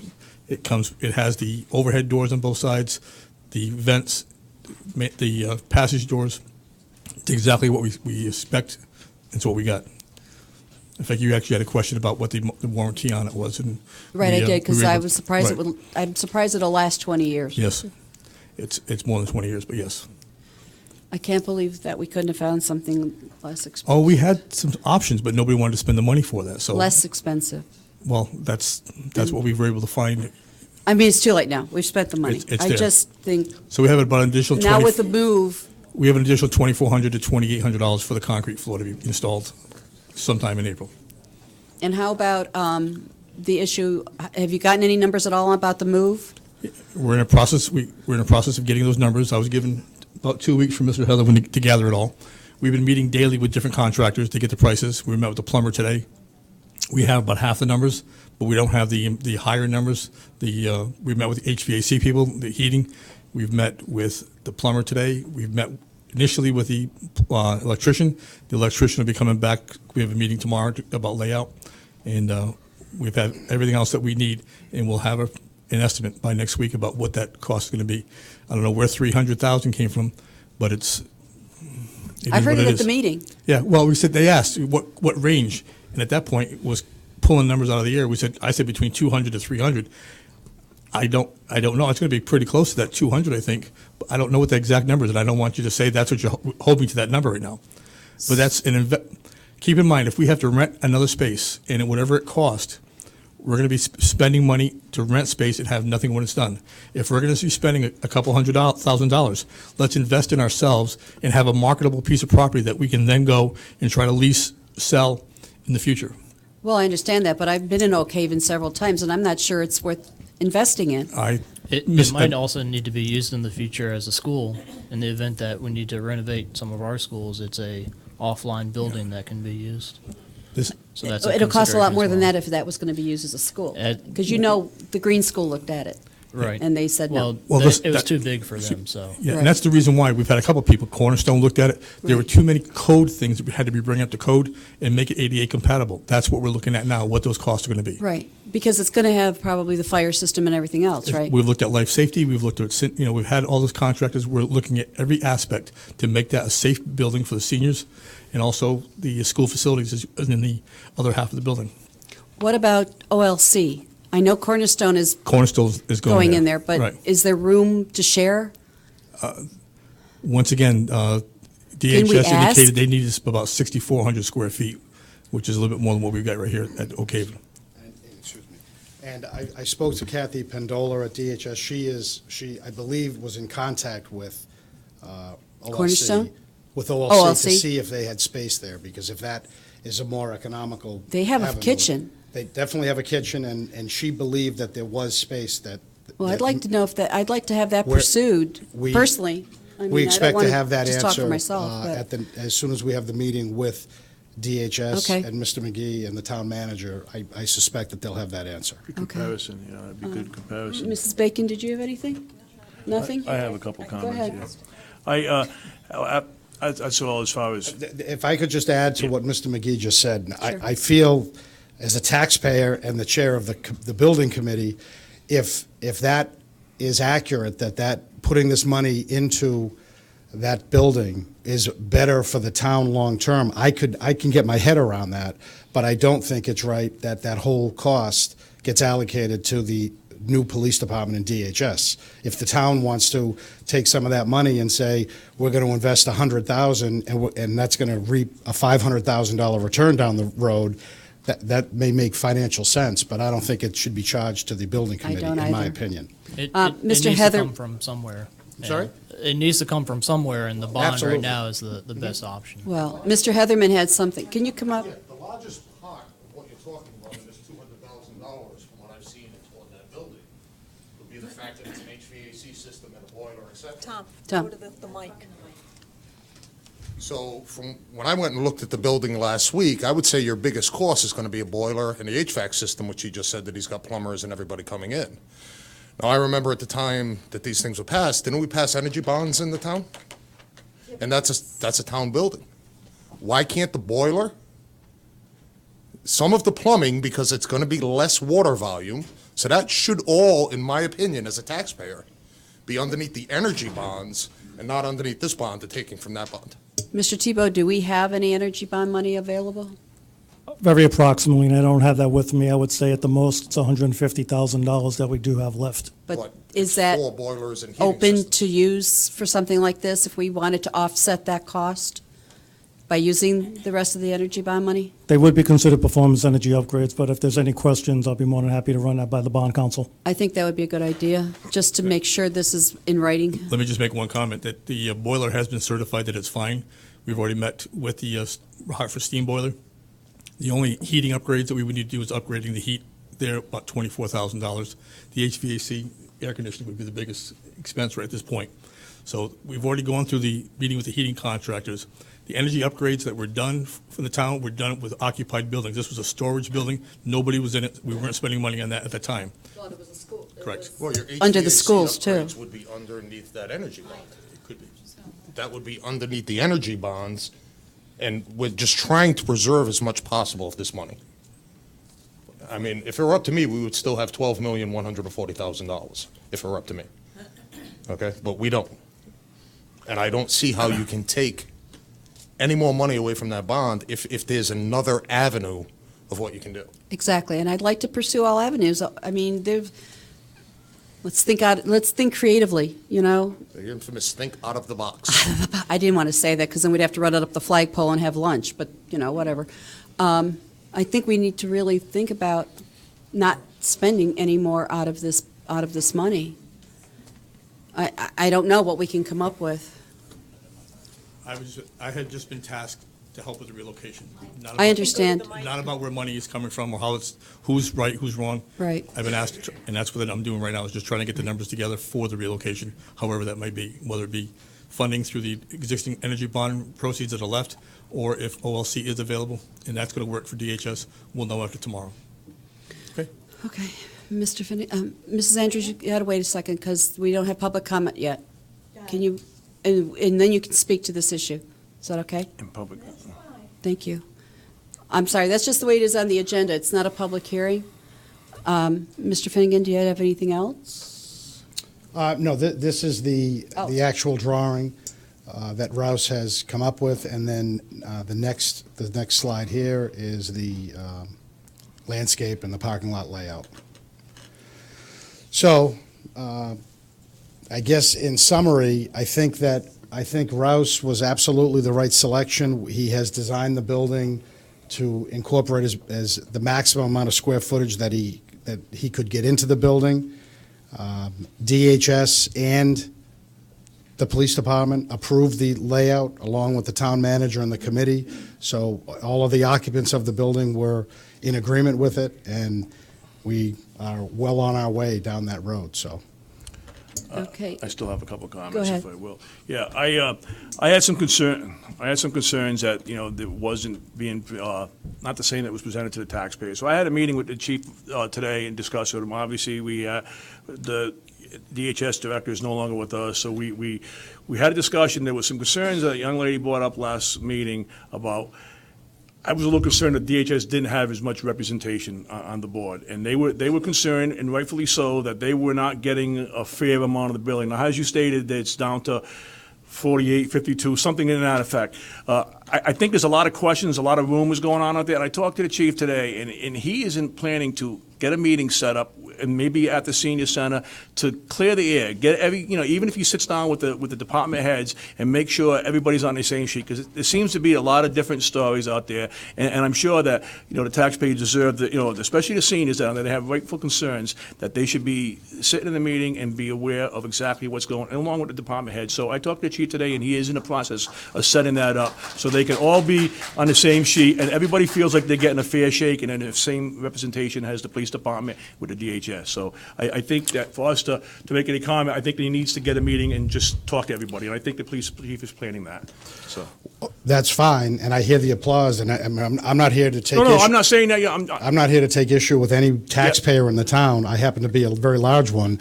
I want you to know, the police department had no more representation than DHS did. And we spent an awful lot of time at this point hearing, do you want us to put the bid documents on hold? I want the meeting to be performed before it goes out to the bid myself. I'm not placing blame. Believe me, I understand. By no means. I just think that everybody should be on the same sheet. And So- so I would say that you wouldn't send the bid documents out and the final plans until you met with all the department I heads. did. You did. If that's been done, I just think that the people. That was done November 15th, and as far as I'm concerned, the building layout is done. It hasn't changed since November 15th. Absolutely not. All right, I just think that the seniors need to be notified and let them know. And like I said, I'm not placing blame. I'm No, also, I get I just it. want everybody to be comfortable with what's happening. And there's so many different rumors going on out there. I just think it needs to be set to ease. So I I just would need direction, because if we put this on hold, take the timeline and push it out, because Well, I think you could talk to the police chief, and I think that could happen relatively quick. I don't think it's really going to hold up. Councilman McGee, the chief was supposed to set up a meeting with Ms. Pendola and the Department of Human Services and open it to the public to have a dialogue. I can tell you, I'm going to echo what Mr. Finnegan has been saying. Both the police department and Human Services have been involved from the beginning. The architects have met with the Department of Human Services by themselves in a closed room with all the staff without police interference. They've had their fair share of input. Good. The police department has had the same experience as well, as far as meeting with the architects by themselves in the police department, with the chief and the command staff about what their needs are. There has been plenty of opportunity for the department personnel to provide input from both the police department and from the human services department. There's been plenty of opportunity in the past to make changes to the layout. So the hearsay that you're hearing about the human services not getting a fair shake, that is absolutely unfounded. And I've talked to both acting director Pendola and the chief about their portions of the building.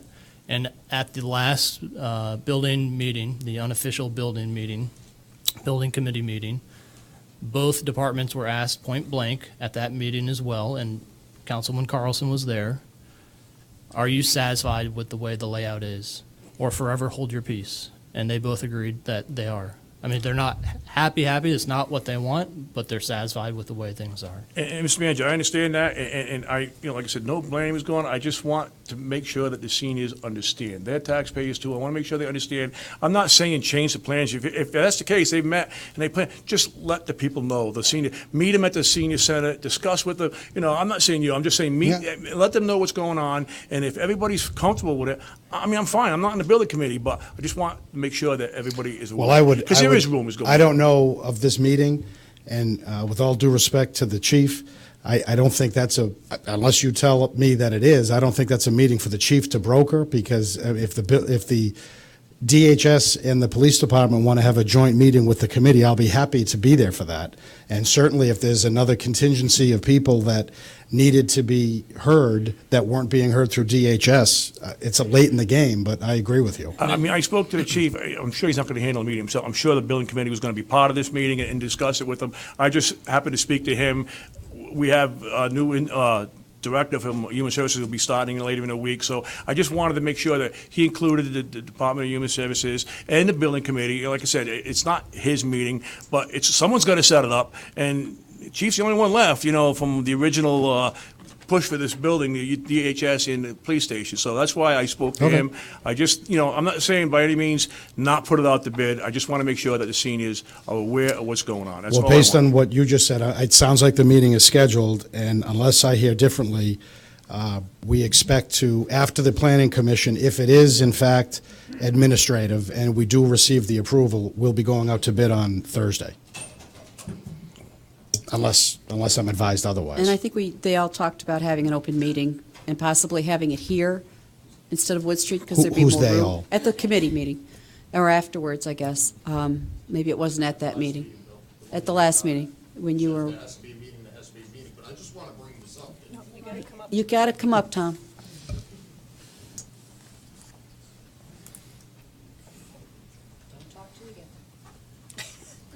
I just want to remind everybody that every meeting has been an open meeting. Anyone could attend any meeting. Yourself, Mr. McGee, could have been at any one of the meetings instead of the 11th hour, because if anything changes now, you can expect it's going to be a change order from the architects. Let's get something straight. I'm not telling you anything. I'm just telling you that the people have concerns. That's all I want. I'm not telling you to change your plans. And we've set that up, and that's All right. fine. So to aim it to me that at 11th hour, I just want the people to know. That's all I'm saying. This has to go out to bid. We should have been out to bid, in my opinion, about a month and a half ago. But that was never. No, that was that's never just the my timeline. personal opinion, because I like to be the first bid going out. Just asking that the seniors are aware of what's going on, period. If there's been open meetings, maybe the seniors haven't been able to make them. I don't think it's a big thing to ask to let the seniors know what's going on, period. And I don't either. Okay. We've that's all I set that want. up. I'm not asking you to change the plans. You guys have met, you're on the committee, you guys have met and diligently and tried to get this building within budget, and I commend you for that. But I want the people to know, because I'm hearing it, I want the people to know what's going on. It's not much to ask for, a half-hour meeting to explain and go over the plans. That's We all can, I'm asking. I think maybe if you'd like, we could email the floor plan for the DHS side, so it could go up on the town website, so everybody could have that, so they could see exactly what it is. Well, you do have concerns about. No, I'm not saying. you do have concerns about the police safety. I get that. You know, Right. you don't want to give that up, but I Right. mean, at least, Yeah, sure, Okay. absolutely. Anything else? I'm good. All right, thank you, Mr. Finnegan. Mr. Heatherman, Thank you. Julie Letty, thank you.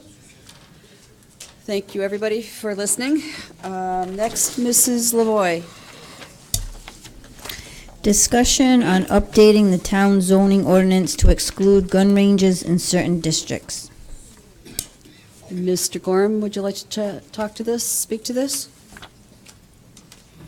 What we have now versus what is proposed? Sure. The first thing I'd want to make sure everyone understands about the discussion we're going to have tonight is that it's only down for discussion, and this is not a public hearing. Under state law and under our charter, before any ordinance is enacted, there has to be a public hearing. In the case of a zoning amendment, it would require 3 weeks' notice in a newspaper and then a public hearing, and then the town council can make a decision. As for the substance of the amendments, Madam President, sitting president, acting president, may I suggest that our town planner make the presentation because her department prepared this, and I know she is. I think you're prepared to talk about it. I'd be happy to, but I think it would be appropriate for Carolyn Wells to make the presentation. Thank you, Thank Ms. you. Wells. All right. That's it, right there. So we're just putting this out for discussion. This was obviously at Councilwoman Carlson's request, and staff thought through it carefully and came up with what we think is a starting point for this. Right now, in Article 6 of the zoning ordinance, we regulate outdoor ranges, and we combine them, archery and gun ranges, in one column, or in one row, at row 4 in Table G. And what that says right now is that gun ranges and archery ranges are allowed outdoors in the general business district, the rural residential 3 and 5 districts. So what we propose in our look at it is to split up guns and archery, because obviously in the outdoor range, archery doesn't make noise. So the outdoor ranges would not be allowed for guns in any zoning district. For archery ranges, they would be allowed in the rural residential 3 and 5 districts. The zoning ordinance, it should be noted, actually allows archery in general business, but we actually, upon thinking about that, think maybe that might be a little bit dense for an outdoor range. So we propose to remove that from general business. Separately, we included a new addition for indoor gun and bow ranges. So with a special use permit, they would be permitted in the general business district, not the residential districts. That's pretty much the sum of it. Okay, I do have a question. When we say archery range on line 10, first page, it includes unlighted and lighted for night use. I'm a little concerned about the night use part of that. If this was a business and they had to light an archery range, for instance, at the property that was just proposed for the outdoor gun range, I think that might be an issue for the residents living Yeah. around it with high arc lighting up. That's possible. I think that column was just carried over. That was in Yeah. the existing ordinance, but yeah, you're right. It would be a consideration for neighbors in a residential district. I personally, I would not want to see it as night use. Okay. I'd like to take Well, we that can out. eliminate that, or we can leave it to the zoning board for the special use permit process, and they would look at that too. So it's kind of. Oh, there you go. However you want to look at it. We all know the zoning board. How do you all feel? Because I think the night use could be a definite issue. I've never heard of a night-use archery range. Are there any night-use archery ranges in the state? Not that I'm aware of. Okay, because It's kind I've of an never heard of interesting that. Yeah, concept, isn't I've it? never heard. I mean, indoor, Tangies just and makes it more Warwick, that's challenging indoor, at but night. yeah. Don't know. But I've never heard of an outdoor lighted, so, yeah, I That is just a relic from the zoning ordinance as it is. So, yeah, if it doesn't make sense, it doesn't make sense. We can obviously remove it. I think that could open up another can of worms that we just avoided. Yeah, So maybe we could delete that, it's up to you. do a It's red fine with line me. through that. Okay. Unlighted is fine, lighted, not so good. Well, or no night use. No night use. We don't want them shooting right. arrows without light either. Yeah, daytime only. Challenging. Okay, do you want to go on Yeah. to the next? which Article is 4. Article 4? Yeah, so this is also in response to the gun range, but it was really an issue that staff was dealing with on a more consistent basis. So the Zoning Enabling Act says that you can't notice less than 200 feet abutters of a property that's in a review. But 200 feet, especially in the rural residential districts, doesn't get you very far.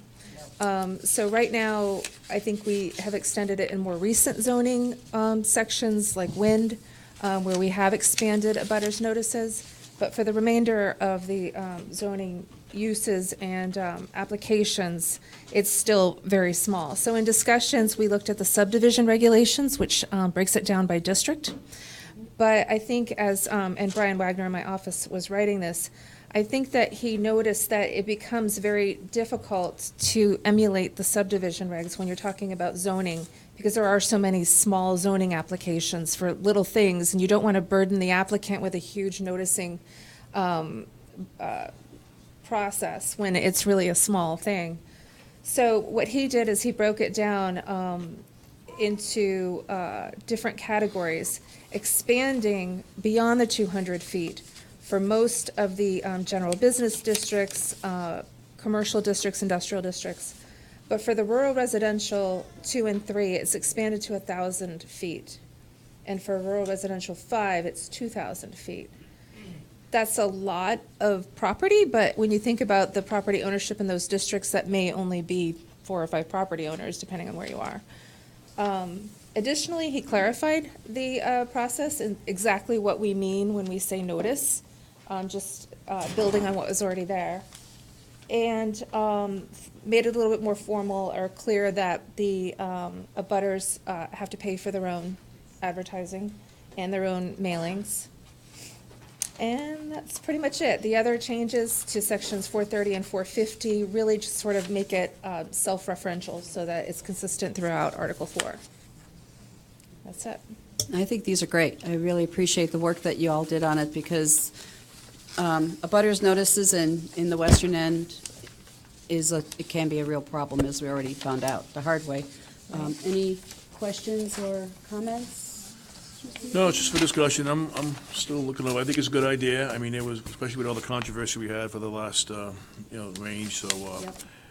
we'll have some more future discussions on it. So, Yes, we will. Thank you.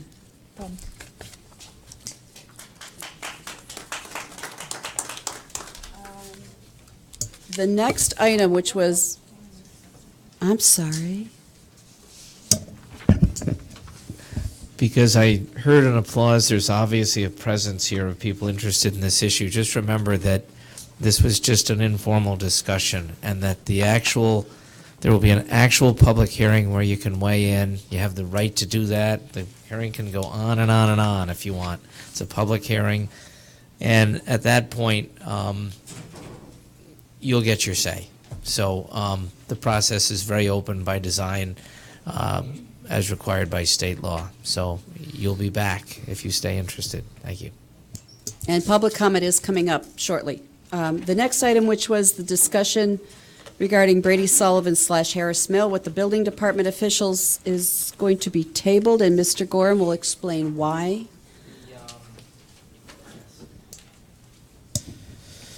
Unfortunately, the notice, let me say before I give you the bad news, I want to give you the good news first.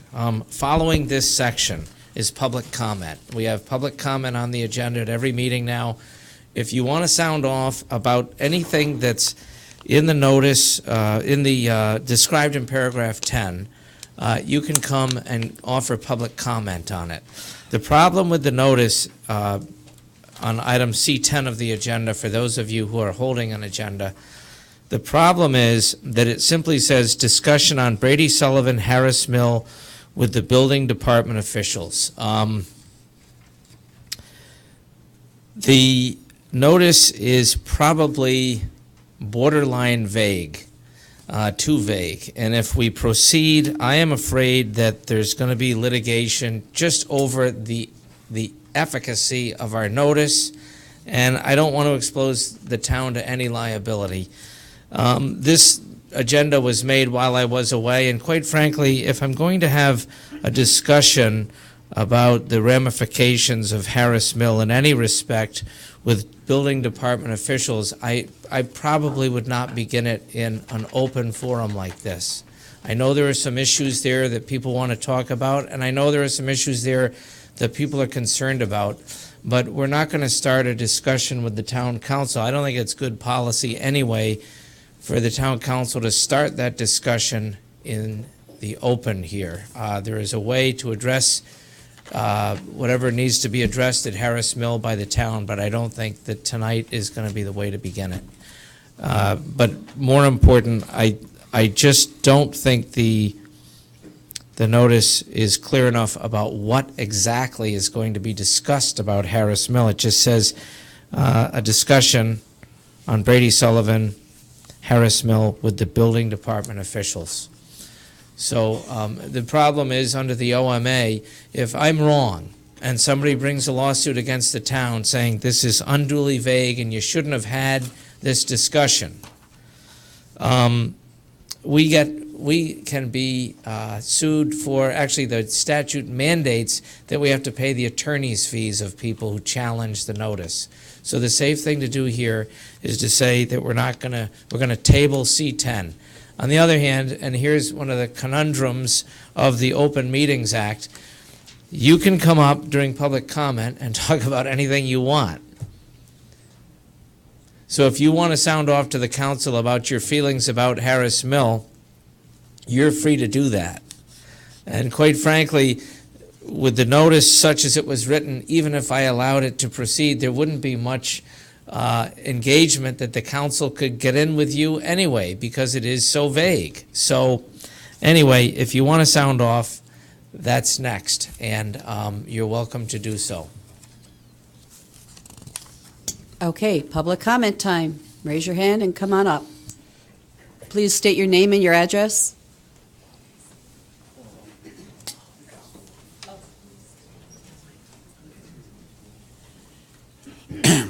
Jeffrey Mastrobono, 7225 Patriot Way, West Greenwich. I'm not a public speaker, and I'm probably not going to be as eloquent as some of the gentlemen and the lady that spoke before you. I was raised a proper young Italian boy, so I'm a little uncomfortable with my back towards the people here. So if I happen to turn around when I'm speaking, it's not disrespectful to anybody on the dais. I'm a dying man. I have a life expectancy of about 2 more years left. Because I chose to live in the town of Coventry. I got a death sentence because of it. I'm not here for me. Ladies and gentlemen, I'm here for all of you. Because my killers,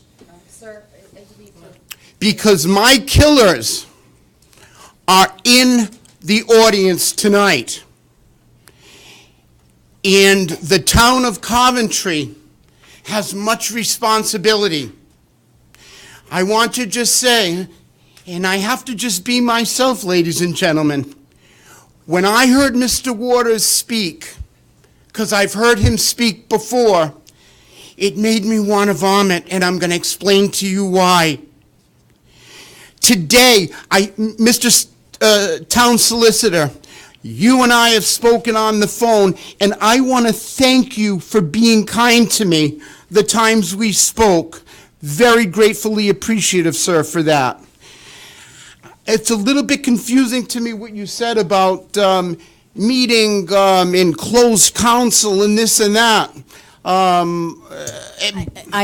know who you are, but I don't think anybody else, other people may not understand what we're talking about here. I'm going to get to it. I will.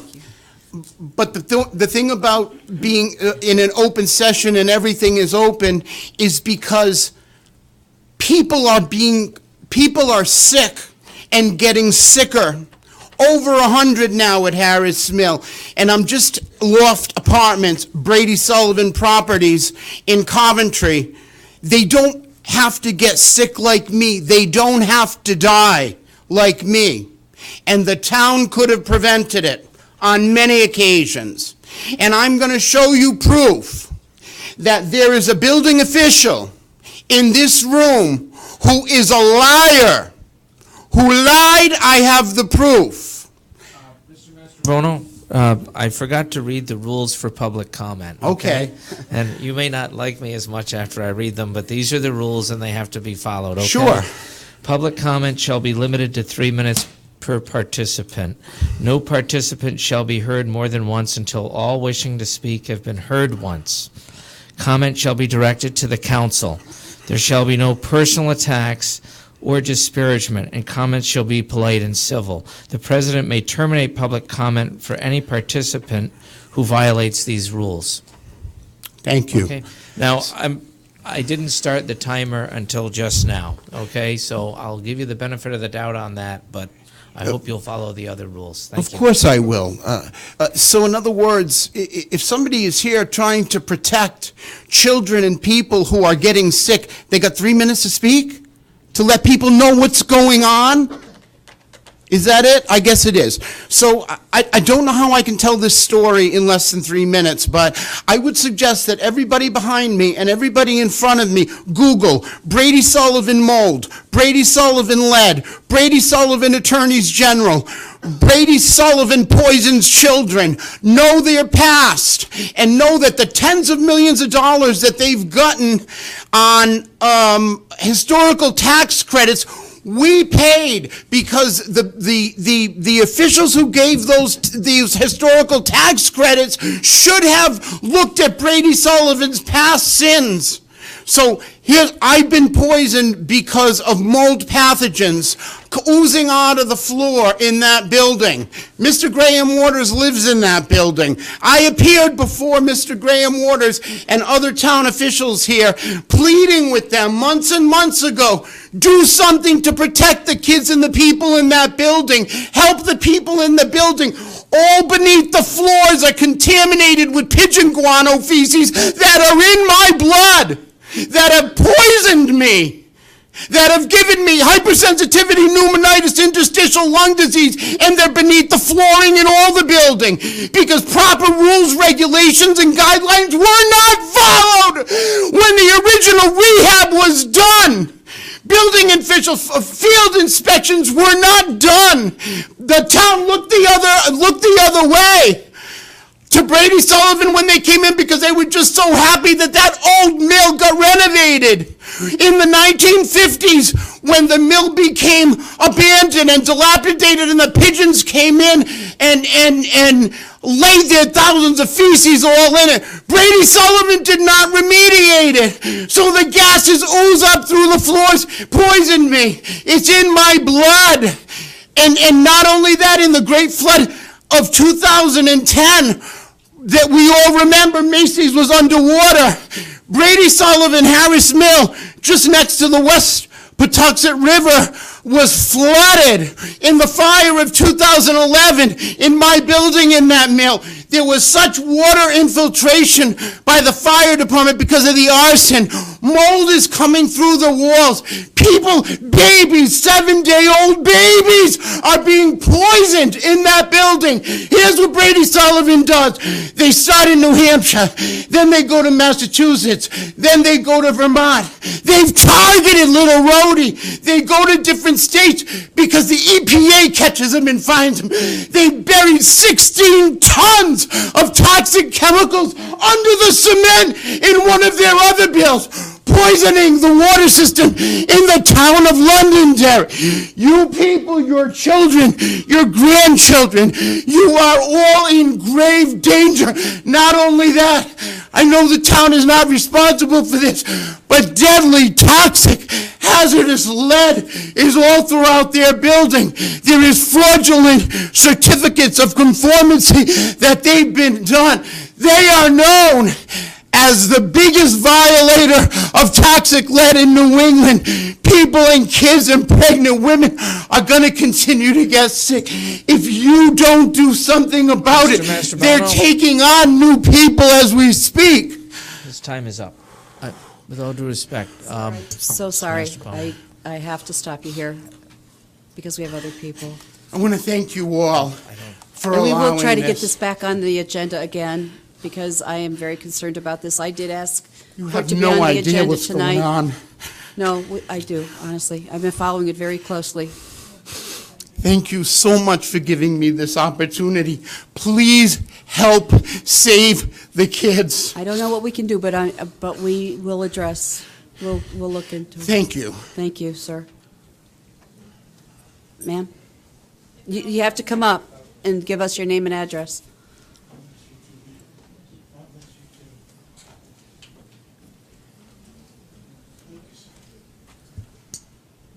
Hi there. I appreciate his speech. My name is Heather Varon. I live in Harris Mills, and if at all possible, I would love to donate my 3 minutes to that Mr. Mastrobano to speak on my behalf, if you'd like.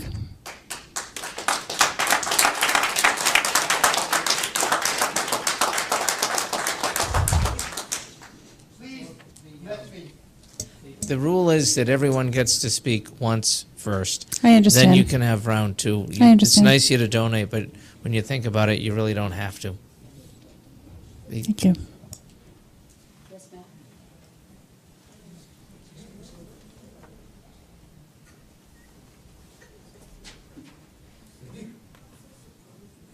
ma'am. I apologize. My name is Amber Bennett. My address is 618 Main Street, which is Harris Mills. I have 5 children. We've lived here for 2.5 years. I've had to send 3 of my younger children off to live with my mother because we've had to find a different place to live. And to ask, we don't have family here, so to find someone to take all 7 of us, my husband and my 5 children, is a very difficult thing. So my 3 younger children are in Ohio for several weeks while we stay with a friend who could house the 4 of us. 2 of my younger children, as well as myself, have tested positive for pathogens in our system. So as a mother, I can take care of my children.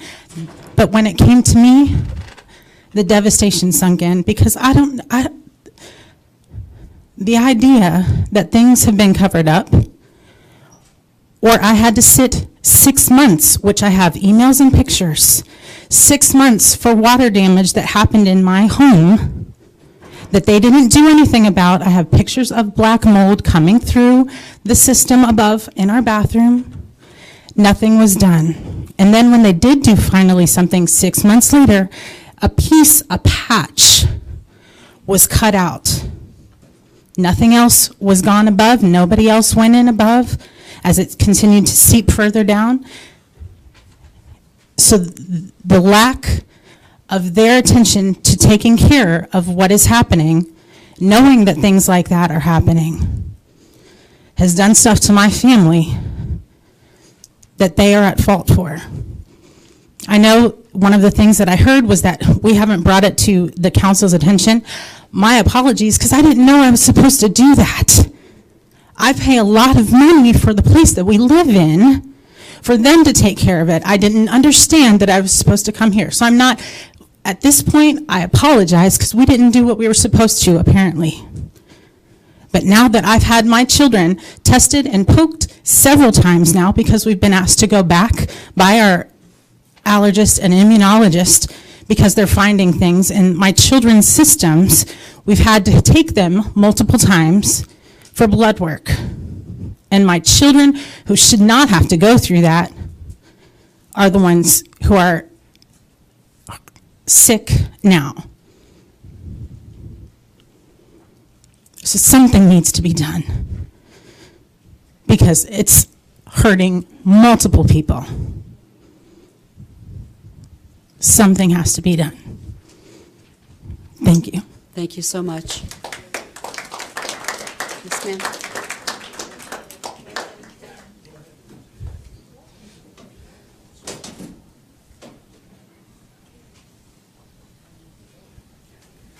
My name is Joanne Lomas-Nera. Up until the 1st of March, I had been living at Harris Mill for the past 2 years. I have, for 40 years, been an avid runner, and after about 6 to 8 months of living in the apartment, I realized I was having trouble just climbing the stairs and having, not feeling a loss of breath. I was recently tested, and I have hypersensitivity to mold, and that also means that even though I've been out of there for the last couple of weeks, a lot of things caused me to have asthma attacks, and I tested positive for mold, and I also tested the beam in my apartment and found that it was positive for lead. And when you live in this beautiful, beautiful apartment, I had a corner apartment, all windows, the original floor, and I thought, oh, this is heaven. I love this place. And then to realize that in the last 2 years, I've been poisoned. I hope that I can get back to running, because running is sort of like what I am, and I need to do that. And I agree with Jeff and Heather and everyone that stood up that please do something, because I moved out one box at a time, and I watched people being shown the apartments, families shown the apartments, and I thought, I need to say something because I know something that they don't. And so somebody has to step in. Thank you. Thank you.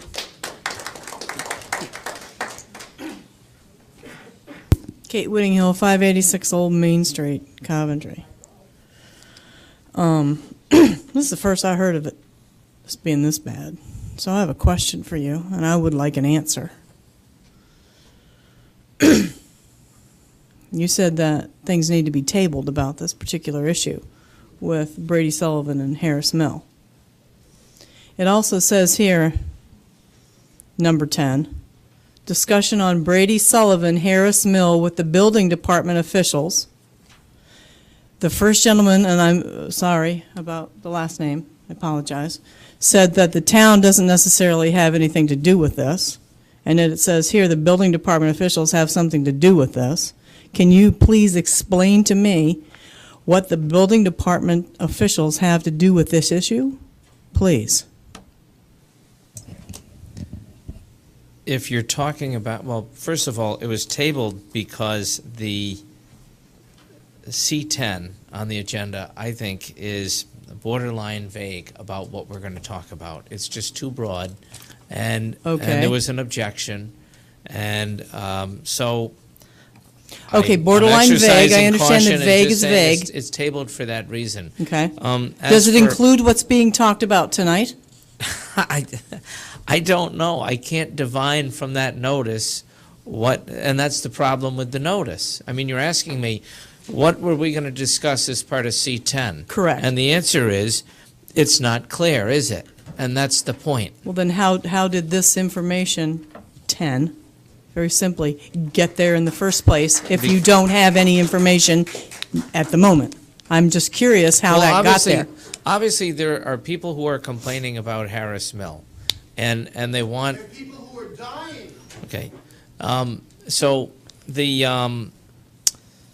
I think there's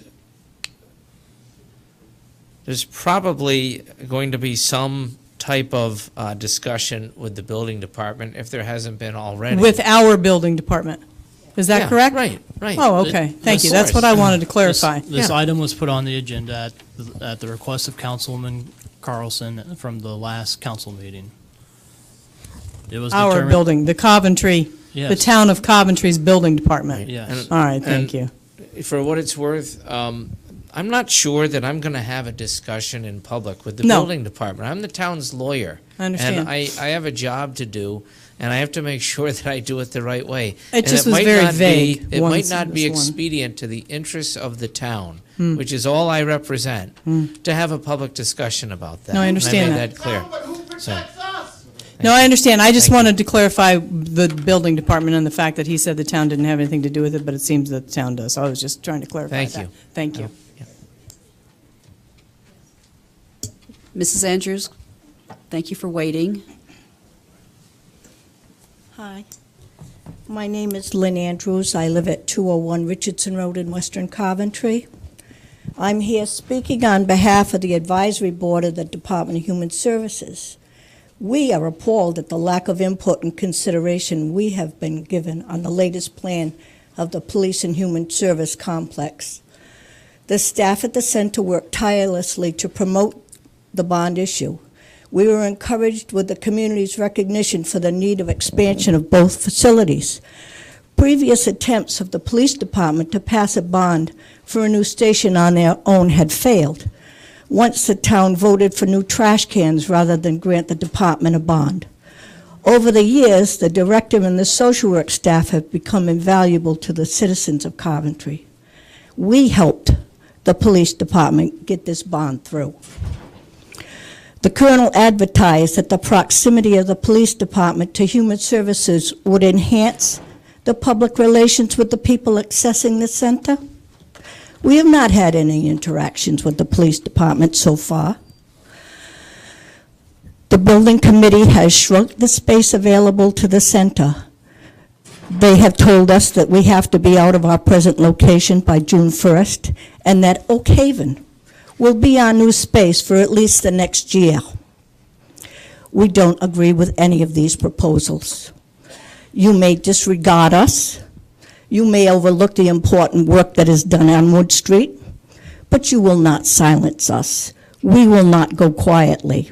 It is our opinion that this plan should be tabled until the people of Wood Street are adequately considered. Thank you. And thank you very much, Councilman McGee. Thank you. Yes, ma'am.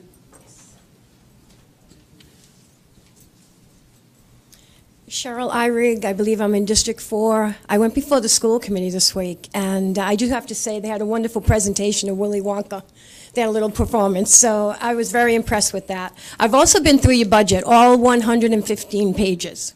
And going through the budget, I have found $3,007, $28,000, $24,675, a total of $55,682.82 allocated for an upgrade to your fire alarm systems. Now, you know I came before you requesting a reasonable accommodation under 504 to place armed law enforcement at every school in the town of Coventry, along with other services available. I am being trained tomorrow evening with SPOT and instructional training for active shooter in the community. It's going to be held at East Greenwich High School. Now, once again, going forward, I'm noticing $55,000 in your budget, but none is allocated for metal detectors, bulletproof glass, an opportunity for students to be trained in the classroom so they understand and are confident in an active shooter situation. Once again, you're talking about an active shooter in the school, an active shooter in the classroom, or a teacher down in that classroom, and you're expecting 28 kids to know how to perform,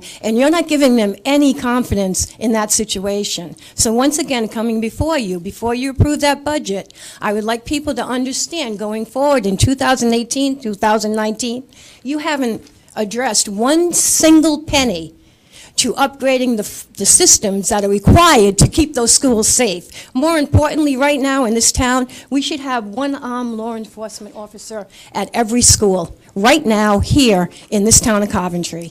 We address our issues as they come into the 911 dispatch. It's happened on Saturday to me in Attleboro. I was getting off on an exit. There was a car overturned. I called 911. I stayed engaged while people ran to help the people. There was 2 young babies in there, one in a car seat. They got the people out of the car as I'm calmly talking to 911. You have no system set up like that in the high school. The people answering those doors couldn't get out of that seat and run to help a child if they wanted to. We need to address this. We need to understand it. And once again, I'm bringing it to your attention before you approve that budget. I want to hear that the town of Coventry is spending money to protect our children at our schools. My grandson is one of them. I've been a resident in Coventry for 60 years. I went to school on South Main Street, up on the hill. Mrs. Brownell was my first grade teacher. She told, on my first grade report card, it says I had ADHD and I never sat still. I'm 66 years old and I still don't sit still. And I have every intention of coming before you every time you have a meeting until we address this issue and we're satisfied that our children are safe. Thank you for the 3 minutes. The people you really need to go in front of, that's the school department's budget that you have in your hand. I would suggest you go to their next meeting to talk to them. I was there this week, and I did address them, I did speak with them, but I do believe the superintendent of the schools needs to understand that safety and security comes first before his pay raise or his bonus for saving money on the budget by cutting Medicaid costs. Right. I'm not going to address that at this 3 minutes, this is a separate issue, but I am an advocate for developmental disabled people. Right, I remember. I am also under the federal housing program of HUD, and just to address one single quick sentence on the Harris people, the people from Harris, you do know you have an avenue to pursue. You can contact Rhode Island Housing in the city of Providence, explain your issue to them, and start having some people come out and holding meetings for you.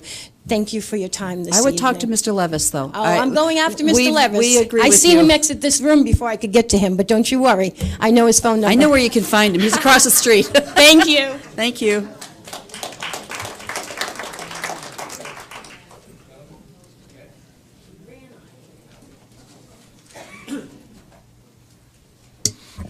Hello, my name is Paul McGrath. I live at 91 Calvintown Road.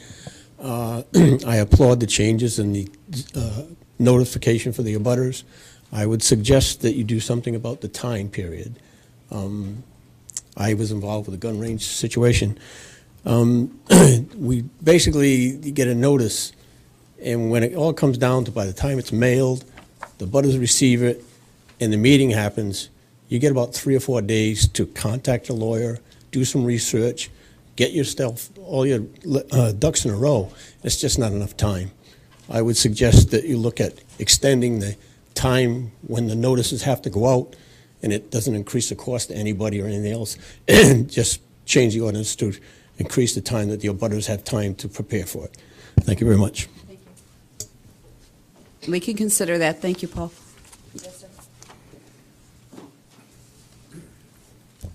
Hi, I'm Derek Schieffer, 4 Audubon Lane in Coventry. And just to piggyback on what Mr. McGrath said, we were all very involved in the gun ranges. I know you were as well, Ms. Carlson. And I obviously support changing the zoning laws. I believe they originally were, if you go back a few years and doing some research, that did not allow for open-air gun ranges. There's certainly an open-air commercial gun range in a residential neighborhood like ours, a mile from Washington Oak Elementary School. Those of us that were, involved in that, there was quite a groundswell of support against the gun range, as you saw from the turnout at a lot of the meetings. I think that if it was to be put in front of a public forum, you would certainly get the support of the people that would not want an open-air gun range. I think if you take the emotion out of it and you just look at it as a business-type decision, what type of people do we want to attract to the town of Coventry? A lot of the people that live out where I live are high-income earners and pay a lot of taxes. And I don't say that to be a jerk. I say it because it's relevant to the discussion. And if a lot of these houses are going to go for $400,000 and $500,000, aren't those the types of people that are going to pay the most taxes and the type of people that we want to bring to this town? I think that it's important that we, make this change, because if you continue to leave that open where somebody can apply for a special use permit, you're always going to have people that are willing to sell their land, and you're going to have people that, like the gentleman that tried to open the range, he was from Cranston. He has nothing invested in this community. I've lived here for 15 years. I've put over $200,000 into my house, and I paid almost $400,000 for it. So it was a very emotional subject. It took a toll on all of us, myself, my family, my neighbors, a lot of people in this room. I know as you as well. If I could just close with one thing, is saying that, now that we've had a few months to kind of calm down, and I assess it as more of a business type situation, I just think if the town looks at it as an investment in the town of the type of people and the type of community that we want to establish here, I think it makes all the sense. Thank you. Anyone else? Sue? Oh, sorry. Hi, Susan Paletta, 4 Whistle Lane, Coventry, Rhode Island. I'd just like to thank Carolyn Wells, everybody up there, for putting this on the agenda. I realize it's just a discussion, so I'd like just to remind the town council, whoever has to advertise this, is that the next step? A vote before the advertise, so when will the vote take place? In 2 weeks, next meeting?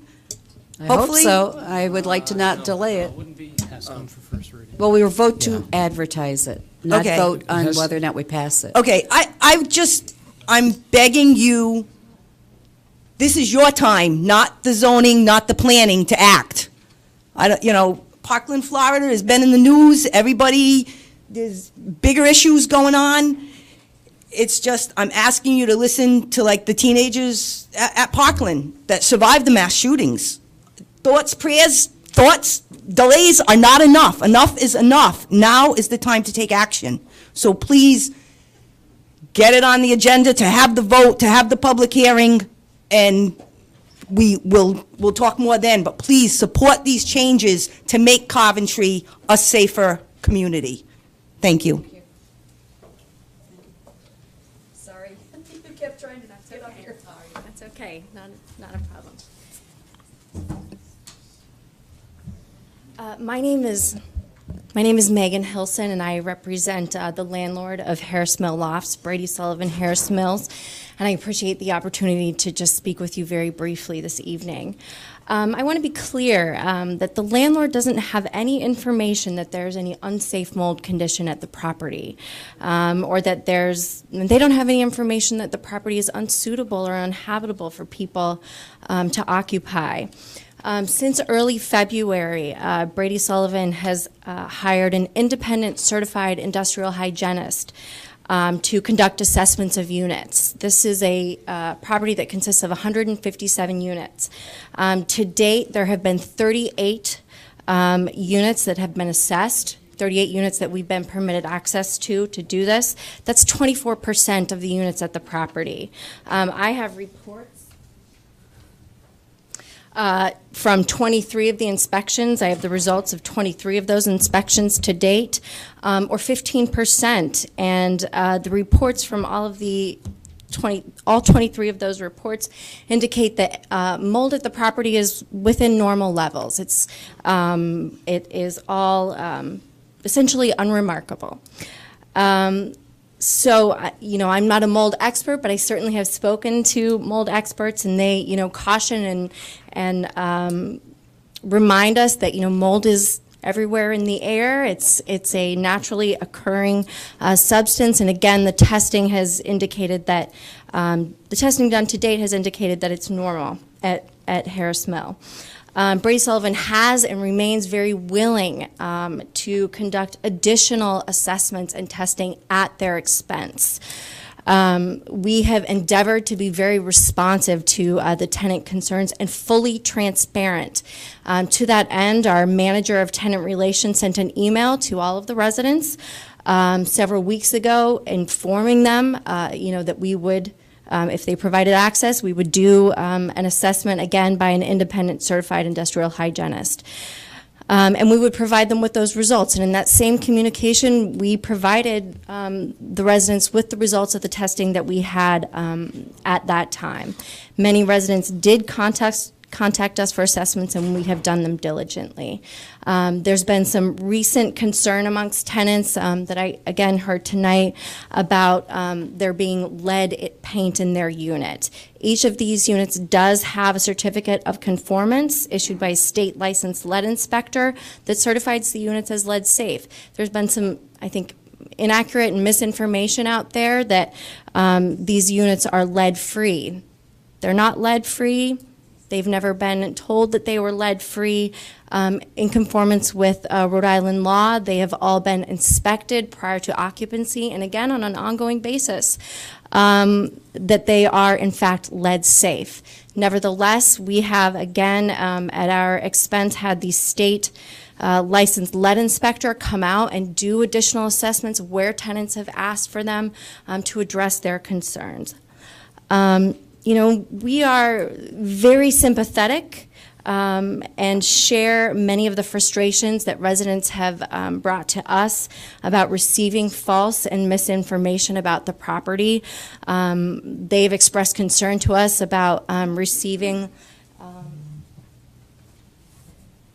notes, flyers slipped under their door in the middle of the night that declare, "Beware Harris Mill is a biohazard, seek medical attention," and directing them to a Facebook group. They're very concerned about that and the misinformation that is being spread. So again, I'm here to say that the landlord has and will continue to address tenant concerns and do so in a transparent manner. We have worked with I personally have worked with the building official on a number of items, and I think we communicate well. We welcome their involvement. We would really welcome their recommendations. And again, I've probably gone over my time, but I thank you for your patience and for listening to me. Thank you. Is there anybody else who hasn't spoken yet? I'll say something real quick. Hi, my name is Mike Eddy. I'm here with my wife, Emily. We just moved into Coventry. We live on 7 Whistle Lane, right at the end of where the gun range would have ended. We moved in December, and actually, like, when we moved in, greeting our neighbors is like when we were also introduced to the fact that this was being put in. Luckily, these guys are great, and they're on top of it, so everybody was really on board. You know, moving in, obviously, we moved from East Providence, is really loud. We love the idea of you drive down 25-mile-an-hour roads. Like, you don't really see 25-mile roads everywhere. And it's quiet. Yeah, we do 25. That's why we moved to where we moved in Coventry. And the point being is that a place, like Derek was saying, that we want people driving as fast as they can to go to a community. How many people are going to be coming to a property, bringing money into the town from this tiny backwoods area? So as much as safety was a concern, just the way it would change the ecology of the entire community was more of our concern, be new homeowners and soon, hopefully, new parents to a place where these guys lived for 20 years. We just moved in. We want to do the same sort of thing. So obviously, things can drag out. Hopefully, they get on as quick as they can to get it done. Thank you, guys. Thank you. Welcome. One, and I promise you'll get your next 3. I promise. Kindly, man. In the back? I think she's going up. Oh, okay. My name is Courtney DiMartino. I live at 618 Main Street, Harris Mills. Everything she said is a lie. They're doing nothing but covering up everything they're doing. The last couple of storms that we've had, there's water damage in every single hallway, in every single window. We've brought it to their attention, and the only thing they're doing is covering it up with, primer and paint. They have not done anything to fix any of the problems. I have had mold in my windowsill since November of 2016, and they have done absolutely nothing to fix it. They do not care about the residents. Everything she's saying is a lie. That's really all I have to say. And also, I just wanted to clarify. Did you say that someone objected to it being put on for discussion today? I was just curious as to who objected. Was it their There lawyers? was an objection. There was an it their objection. lawyers? It was from Harris Mill, yes. Correct, yep. Thank you. That's all I needed to know. Shocker. I'm shocked. Sir, thank you for letting me use this finally, but we need to, like, I've been waiting. Anybody else? Yep, that's all I wanted to know. I figured it was them. Thank you. Now, okay.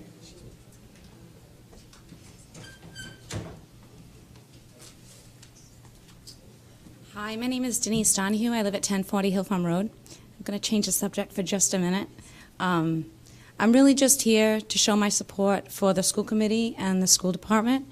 I've been involved with the schools for some time now, mostly as a mom, PTA member, PTA president. But my children are now in middle school and high school, so it's become more apparent that I need to get more involved in the town because of the connection that the town has with the school committee. And honestly, a lot of it comes down to funds that the school committee gets.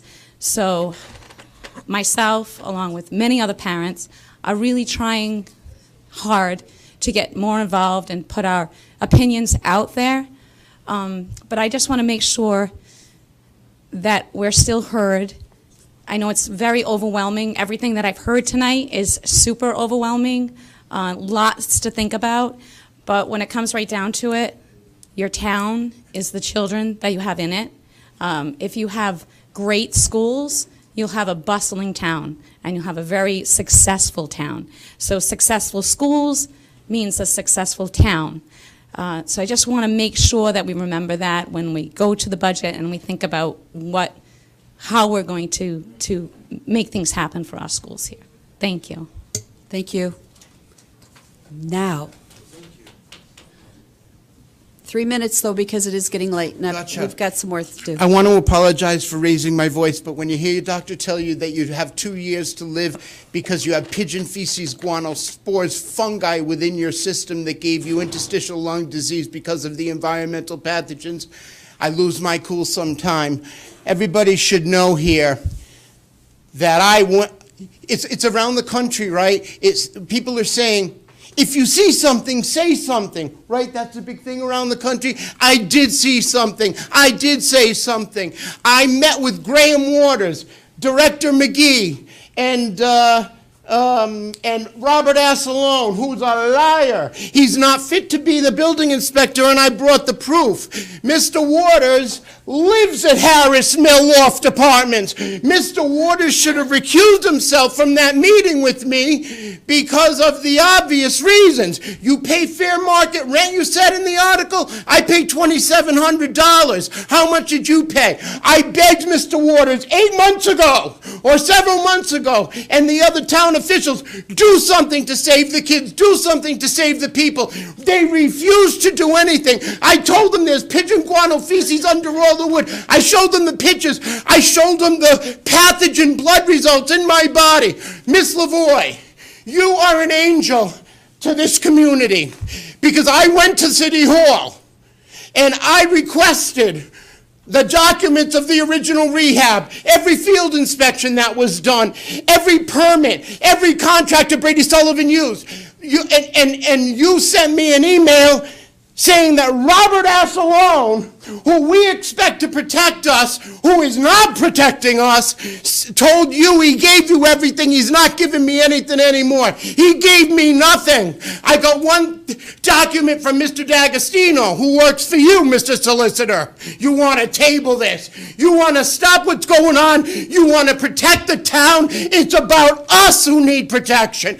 And Miss Lavoie, Mr. Assalone gave me nothing and refused to provide those public records. Because what those public records are going to show, because of the original remediation, renovation of that will under the Hoover administration, that the town turned a blind eye. And so far as that woman who stood up, her name is Megan Hilson. She's the in-house counsel for Brady Sullivan. She lies like we breathe. She said, oh, the apartments we test, look up their record about their cozy little contractors that they've been fined for and they've been caught with. I have proof that their certificate of conformancy, lead certificates, were done with fraudulent inspections. Brady Sullivan has a reputation of all that. It is not lead safe. I had lead inspectors come in. Hazardous lead was found in my apartment. Loose shipping lead dust, well over 5,000 parts per million. Everywhere my inspector tested. Hazardous. Stay safe levels are only 150 parts per million. Chair. That means if a child touches that lead dust, he's dead. Neurologically poisoned. That's what's going on. They don't protect us, Brady Sullivan. Look on the internet to their past. They're killing our children. This is what they've done in their town, in the towns before. Brady Sullivan mold, Brady Sullivan lead, Brady Sullivan attorneys general. Look up their past. They've targeted little roadie citizens now. Thank you. And you're right, Mr. Town Solicitor. I don't like you anymore. You want to table things. You want to put things in the background. The public deserves to know. Sir. Out in the open. We have to stop. Sorry. I thank you graciously from the bottom of my heart. Thank All you. of you. Thank you. Okay. Oh, yes. Yes, you may, Mrs. Jordan.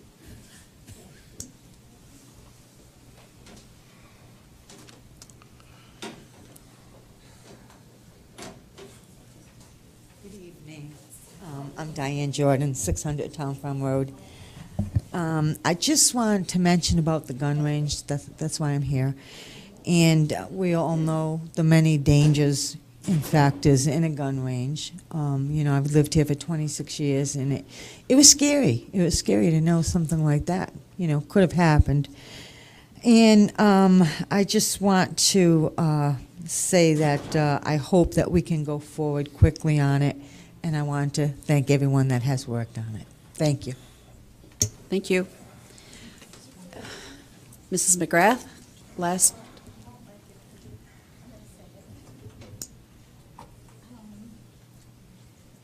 Shannon McGrath, 91 Covington Road, Coventry. I would just like to say to the people that live at the mill that if so many people are getting sick, they could file a class action suit against the owner of this building.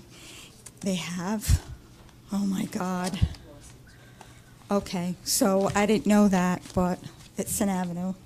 Thanks. Okay, anybody else? Last call, thank you. Okay, Mrs. Lavoy, next item, please. Motion to renew tow list applicants, Twin City Towing, Inc., 95 Tyoke Avenue, Moore's Motor Service, Inc., 487 Washington Street. Mr. Waters, who's speaking to this, to the towing issue? I don't believe if there's questions of the chief, but I don't believe this is a regular renewal of the towing licenses. Yeah, it's pretty, if I may, it's pretty cut and dry. I want Yeah, to make a motion yeah. to approve. We've done It's this come before. obviously from the recommendation of the police chief, so I want to make a motion to approve. Chief, you have no issues? This is fine? Okay. Okay, thank you. Second? Do you have a second? All in favor? Aye. Okay, moving on. Aye, I'm sorry, aye. Aye. Yes, we do. Yeah, aye. Mrs. Lavoy, next. Thank you. Application for a 90-day peddler's license by Pelagis 2000 Inc., doing business as Pelagis Ice Cream. Do we have anybody here from Pelagis? I know we've done this before. It's not a new peddler's license.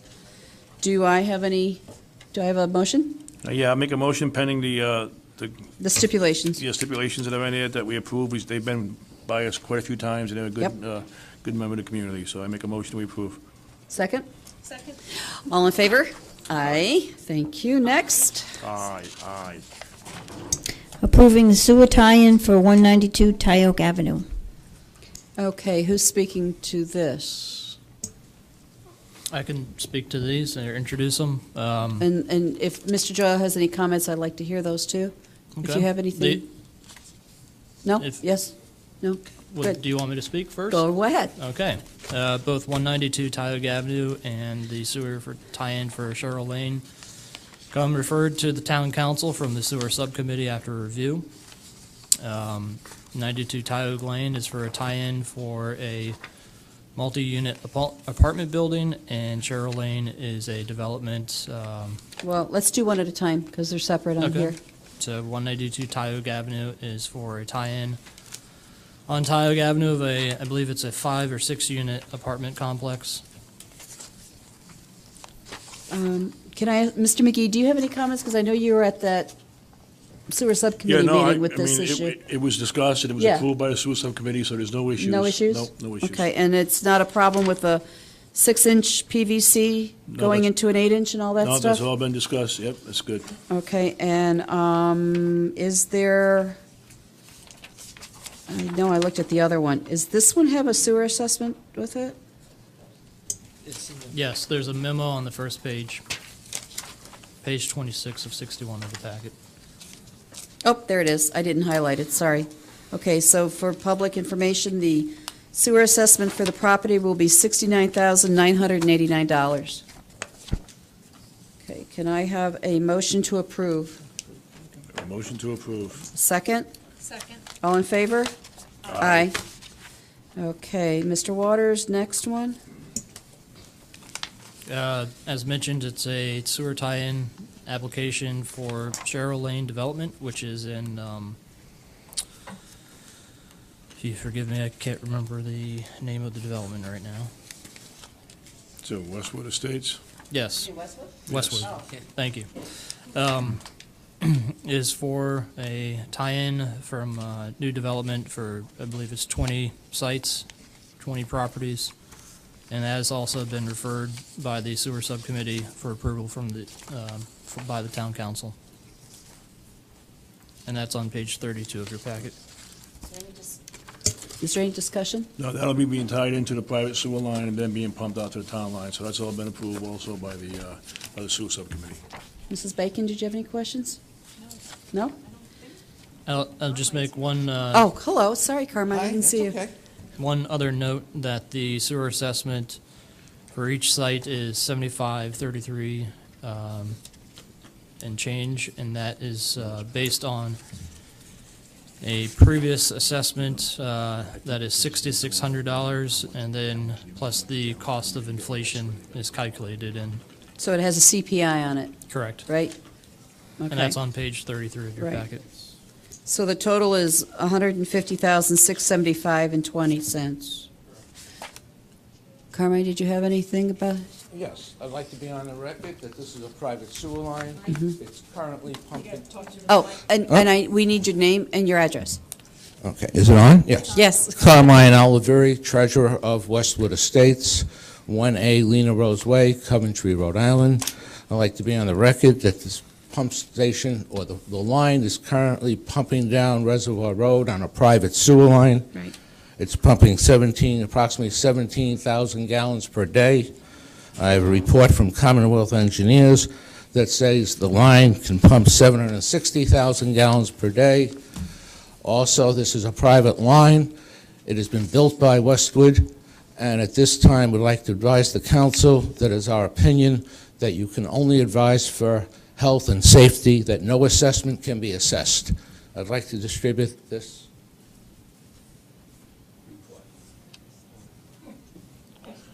Mr. Solicitor? Well, I'm going to make a suggestion that we approve it, but with the assessments that are planned. I mean, he's got information here, he feels as though it's not necessary, but has it went through the sewer subcommittee? And I understand, you're just a formality, and you went through it, but I'm just doing this to maintain our legal rights as the solicitor. What in here tells you that they don't have? I don't know, it's just, he just feels as though we should have a penis out of it, but he does. I don't know what all it is. Mr. Gorham, I don't see anything in here that addresses the assessment, or am I missing it? Why don't you ask Mr. Oliveri Mr. to Oliveri? tell us why this Yeah. document I'm not exempts you from paying an assessment? No, this document has nothing to do with it. Oh. This is just putting on record the capacity of the line. Okay. The question of the assessment, I'm not an attorney. I've just been told by our attorney to make this statement tonight. Statement taken. Well, Yeah. the only, your line ties into a line that is owned by the town, correct? As I said, I'm not an attorney. I'm not going on record for anything other than what I've said. Okay. I recommend the council vote on the tie-in. With the assessment? Correct. Yes, because it does go up Reservoir to 3, and then that's where it connects to the town line. Correct. Okay. Can I have a motion I'll to make that accept motion. with the assessment? Correct. Make that motion with the assessments. Has been reviewed by the sewer subcommittee for approval, so I'll make the motion. Thank you. Second? Second. All in favor? Aye. Moving on. Thank you very much. Thank you. Mrs. Lavoy? Awarding a contract for the 2018 Summer Recreation Concession Stand for Parks and Recreation. Okay, now we don't have anything in our packets regarding this, but I know Raina's here. Would you like to speak to the issue? It's the same vendor as last season and the season prior to that. Straightforward. Little reduction in what he's paying the town, but other than that, we're confident he can do another good job. Where's the resolution, though? I thought I saw something in. Where?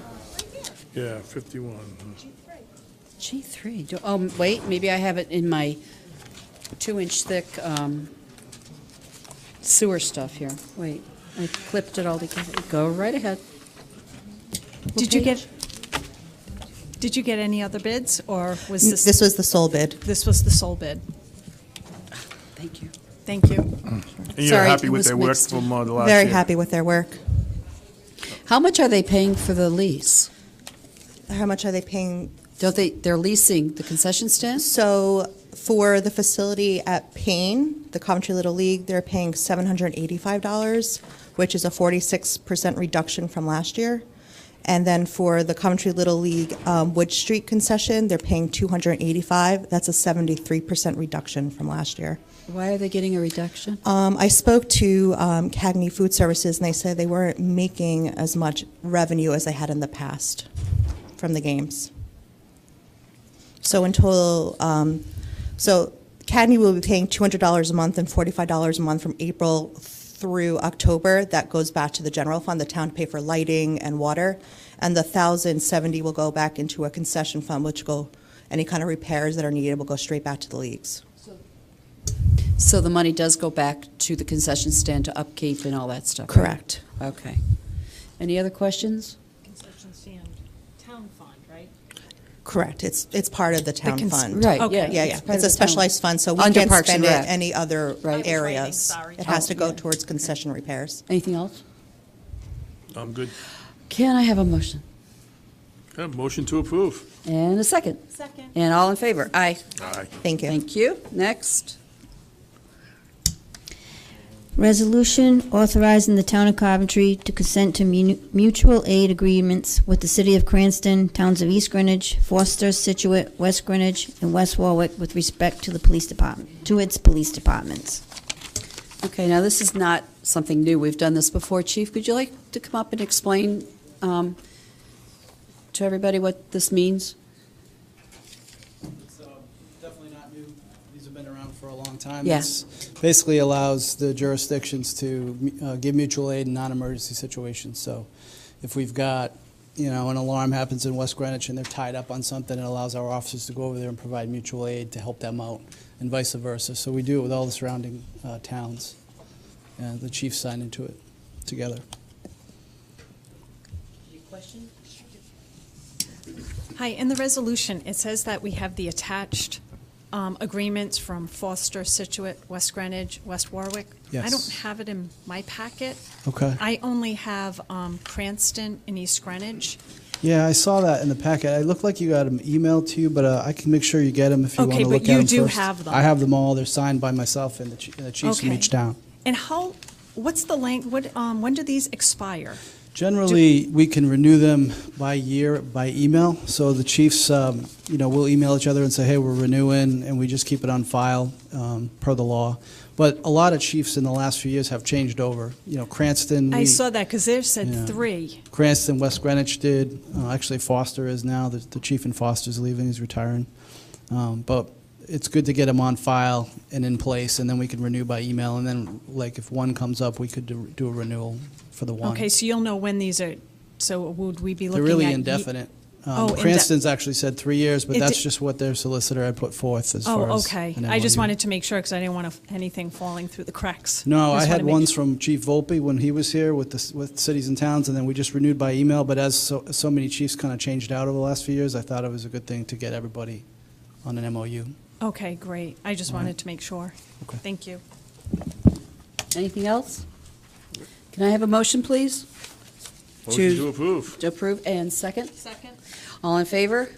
Aye. And can I have a motion to adjourn, please? Motion to adjourn. Second? Second. All in favor? Aye. Aye. Good night, everybody, and thank you for coming. Is there, what, is there a football game? No. Actually, basketball.